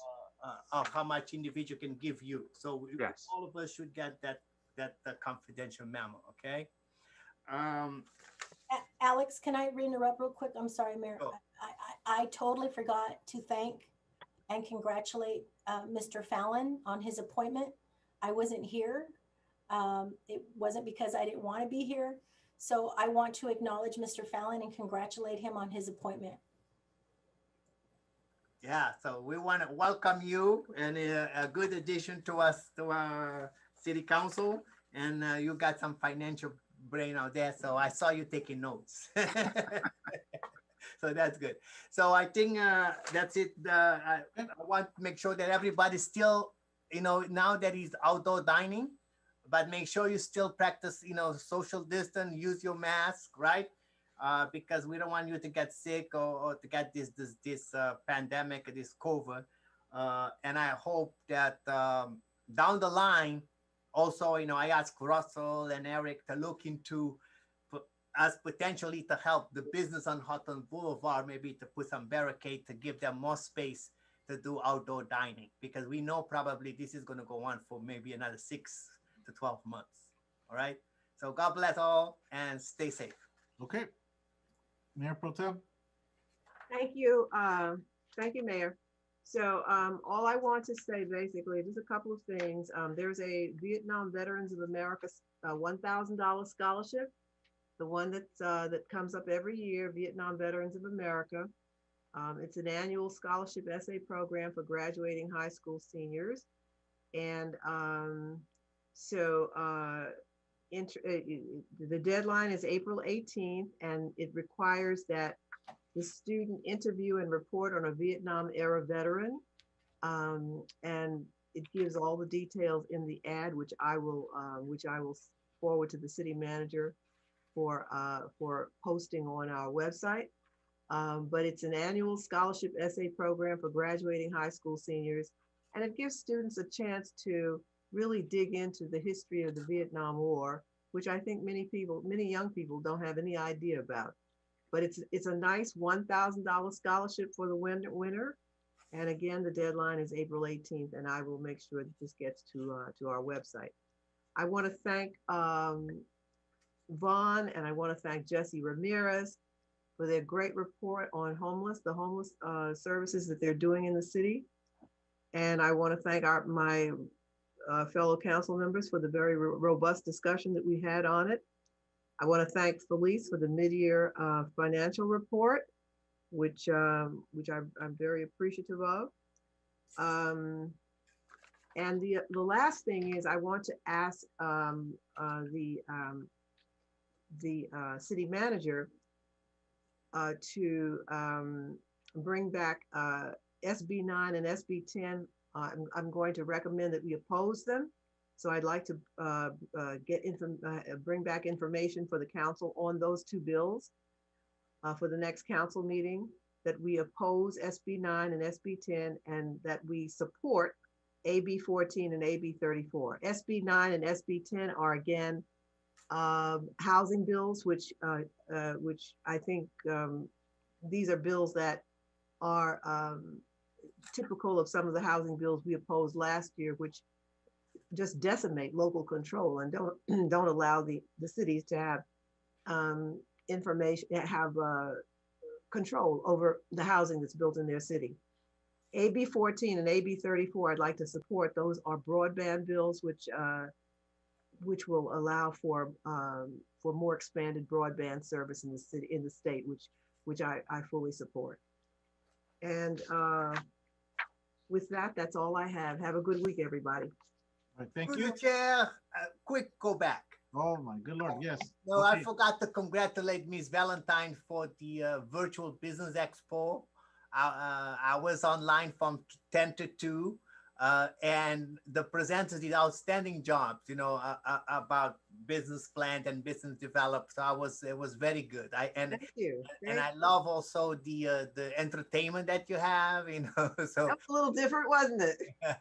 So that was good. So it was not boring because we were entertained and everything went well. So I congratulate on that. Thank you. All right. Okay, folks, so we're going to go into closed session now, but I'd like to congratulate Francis Abamonte on You her forgot birthday. about your treasurer and your city clerk. Oh, We'll go there, don't worry. Yeah. Yeah. So I just want to congratulate Francis Abamonte on her birthday. 100 years. It's not often that this happens where we have people that cross that threshold. So we want to wish her a very a happy birthday. We also have another centenarian whose birthday is going to be on February 22nd. Wow. So we'll have an opportunity at the next meeting to be able to celebrate her birthday as well. So we'll start off with Mr. City Clerk, and then we'll move to our new treasurer. Go ahead. Yeah, so I just have a few things. So first of all, thanks to everyone for watching from home. Congratulations to Ms. Valentine as well for the Business Expo. I know it's something that's very dear to you, and we appreciate that you do that for our community. So this serves as a reminder because the following information has been shared through our website, city website. The city is now accepting the applications for the Emergency Rental Assistance Program. While funds last, eligible applicants that prove a financial hardship due to COVID-19 may receive up to $1,000 per month for a maximum of 6 months. Assistance will be provided on a first come, first served basis. Please apply online through our cityofhawthorne.org/EREG website, or for more information, contact our housing department at 310-349-1600. Also, the library contacted me and they wanted me to share that they want our neighbors to know that sidewalk service is currently available at both the Hawthorne and Wiseburn libraries. Library items, tax forms, and print jobs can be picked up. Kits with Chromebooks and wireless hotspots to access the internet can also be checked out. So it's pretty important for our community. The hours of operation for both libraries are not the same day each day. So I just suggest to simply Google Hawthorne or Wiseburn library hours. The Community Services Department will continue to host free virtual rec programming for our families. All activities involve prizes. Participants must register online. Their programming schedules include a Valentine's Day themed trivia night on February 19th and a spring scavenger hunt on March 6th and 7th. Next is please be safe out there when it comes to COVID-19. Unfortunately, even though the cases have decreased, the daily death rate is actually pretty high. Today, there was 227 deaths in LA County when it came to COVID. And unfortunately, to date, 147 Hawthorne residents have passed away. So it's important to stay isolated. And when you do have to go out, please wear your mask. In regards to vaccines, if you're age 65 or older, please go to vaccinelacounty.com or call 1-833-540-0473 between the times of 8 a.m. to 8:30 p.m. 7 days a week for assistance with appointments. I actually I attempted to make an appointment today. There are appointments available at Dodger Stadium. So please, if you can get vaccinated, neighbors, please get vaccinated. That's all on my end. So thank you and good night. Thank you, Mr. City Clerk. Mr. City Treasurer, Gregory Fallon. Hello. I prepared a short speech. No, I'm just kidding. I had a great first meeting. Thanks for everyone, city employees, everyone's so welcoming. And I will leave it at that. Oh man, you're a great city treasurer already. Just kidding, man. Whenever you need to report anything on your behalf, anything that you're doing in the community or anything you need to let us know, just take this time as an opportunity to let us know, okay? However short or however long you need. Okay, don't worry, you won't beat any of the certain council members on this council. Ooh. Whoa, that was a low one. You like Mayor, can I have a real quick go back? Yeah, sorry, I'm sorry. Yeah. No one recognized, Black History Month, which is, we're the month that we're in. And then I know there was some ordinances, that we want to make sure that they're ongoing, which include Black History Month, that include Hispanic Heritage Month. And so all of that is important, and including other resolutions that speaks to women's health, that speaks to women, cancer awareness, that speaks to sexual harassment awareness, Blue Jean Day. So all of that, Russ, if you could incorporate all that ongoing, please. Okay, I think we did Black History Month when you were gone. Yeah, the 26th, yeah. And in fact, I think both the mayor and Miss Valentine asked that I do a resolution for the next meeting to make us two of them permanent features in the city. I'll make some later on permanent. Okay. Thank you. All right, so we're going to break into the closed session. Is there anyone who wishes to speak on the first closed session? You guys, bye Vaughn, bye everybody at the apartments. Is there anybody who wishes to speak on the first closed session? If not, I'll declare oral communications closed or ordered. Okay. I will now recess the city council meeting to conduct a closed session for a conference pursuant to the agenda. We are in recess. Okay, give me 5 minutes.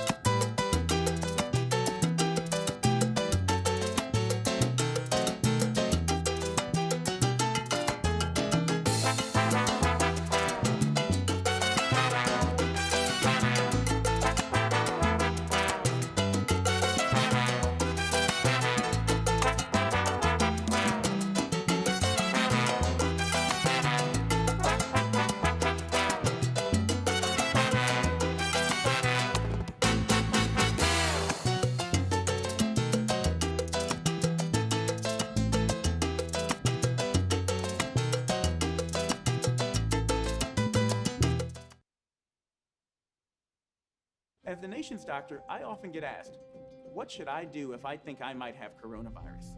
People who are sick should stay home. You don't go to an emergency room, you don't go to a clinic. You get on the phone and you ask for advice and instructions from your physician. We don't want you to go into the ER or the doctor's office without talking to them first because you might spread coronavirus to someone else. Please visit coronavirus.gov for more information.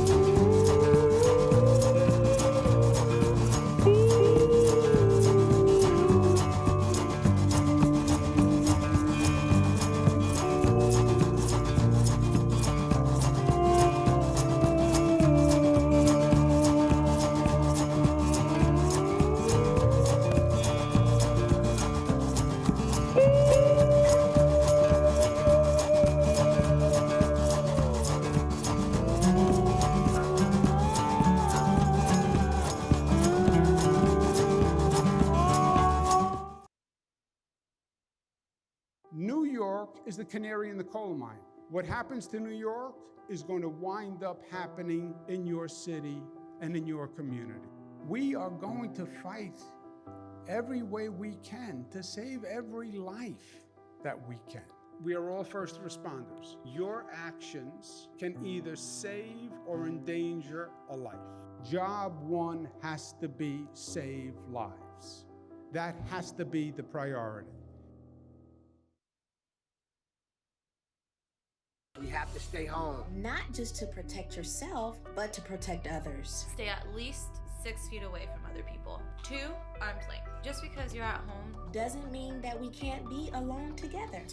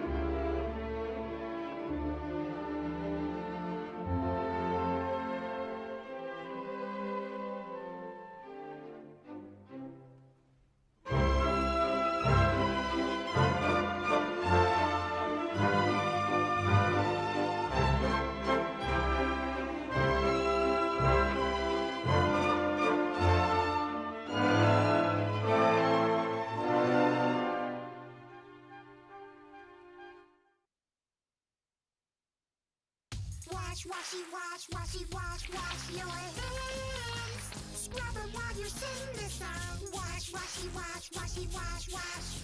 Rub your hands and fingers and the places in between. Using soap and water makes your hands so clean. Wash your hands. Great job, you're almost done. 5, 4, 3, 2, 1, now dry. Wash your hands for 20 seconds, just like Elmo.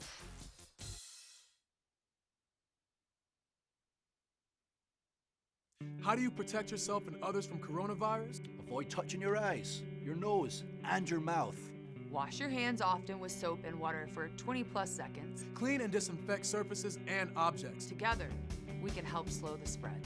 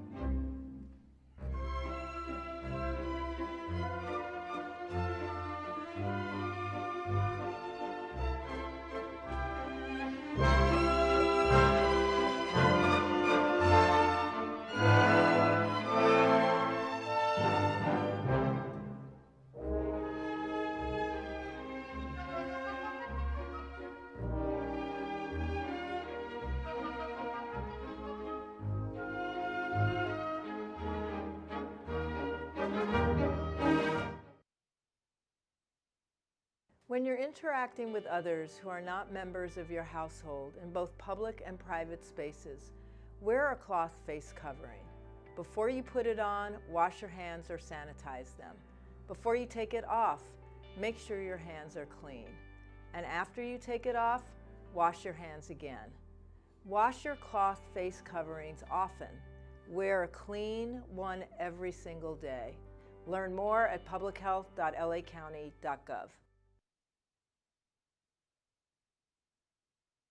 Hello, I'm Gloria Gray, President of the West Basin Municipal Water District Board, where we take pride in delivering safe, reliable water to our communities. According to the CDC, coronavirus is not transmitted through water. West Basin works diligently to protect the quality and reliability of the water supply. On behalf of the West Basin Board of Directors, we hope you and your family are staying safe and healthy. For more information, visit westbasin.org.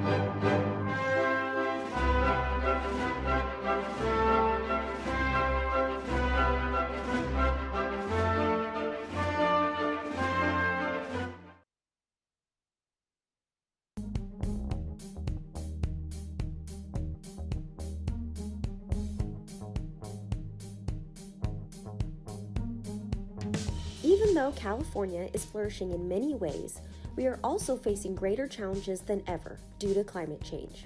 Cyclical droughts, intense fire seasons, and pollution endangers human health and the environment. In California, we're doing something about it. Governor Jerry Brown today signed a bill regulating emissions from landfills to fight climate change. The Organics Law calls on the state's 40 million residents, its businesses, and every level of government to combat climate change by getting food, green waste, and other organics out of our landfills and get more good food to the 1 in 8 Californians, including the 1 in 5 children who are food insecure. At 23 million tons, organics are by far the largest material type landfilled in California each year. Fortunately, yard, food, and other organic waste can be recycled into compost and renewable natural gas. 1383 requires new rules and regulations to achieve a 50% reduction in organic waste disposal by 2020, a 75% reduction by 2025, and actions to make sure 20% of currently disposed edible food is redirected to Californians in need. Enforcement begins once the law takes effect on January 1st, 2022. Achieving these targets demands a new approach and substantial new investments to restructure the waste management system of the world's 5th largest economy. CalRecycle began rulemaking immediately after the law's passage in 2016. Jurisdictions should start planning now to meet the law's requirements. 1383 will affect every resident and every business in the state of California. CalRecycle is here to help local governments understand and implement this new program. Start planning now to connect large food waste generators with your local food recovery organizations to help feed hungry people where you live. Start planning now to expand organic waste collection to all homes and businesses in your area and increase your local capacity to recycle this material. Start planning now for rate changes to fund these efforts, new ordinances for mandatory recycling and enforcement, and changes to existing franchise agreements or hauler permit. Some of this is new and some of it requires more of what you've already been doing, but all of it requires planning now to make sure programs are in place by January 1, 2022. Recycling organic waste is an essential part of the state strategy and one of the most cost-effective ways every Californian can reduce their own greenhouse gas footprint. Together, California will create a more sustainable future, combat climate change, feed more Californians, and improve the health of our people and our planet. CalRecycle is your committed partner in this effort.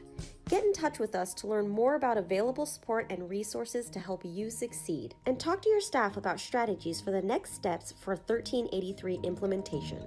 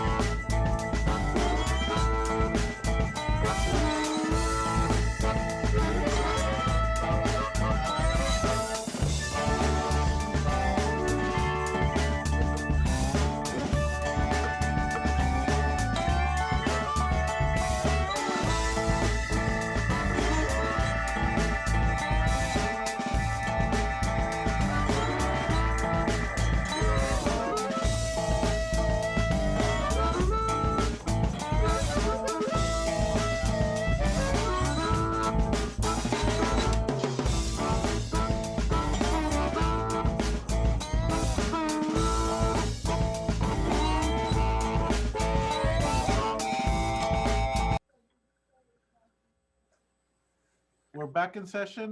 Mr. City Attorney, you've been instructed? Yes, we met on items number 45 and 46, and the city attorney has been instructed. Okay, thank you. Is there anything further from anybody else? If not. Yes, I have a question. Whoa, don't go yet. Is that Tuesday at 2 o'clock? Is that Tuesday at 2 o'clock okay with everybody? Yeah, that's fine. Yeah, I put on my calendar. What about Mr. Patterson and Miss English? Yeah, that's fine. Okay, thank you. Thank you. Okay, have a good night. Good All right, good night. Thank you. Meeting's adjourned. And everybody.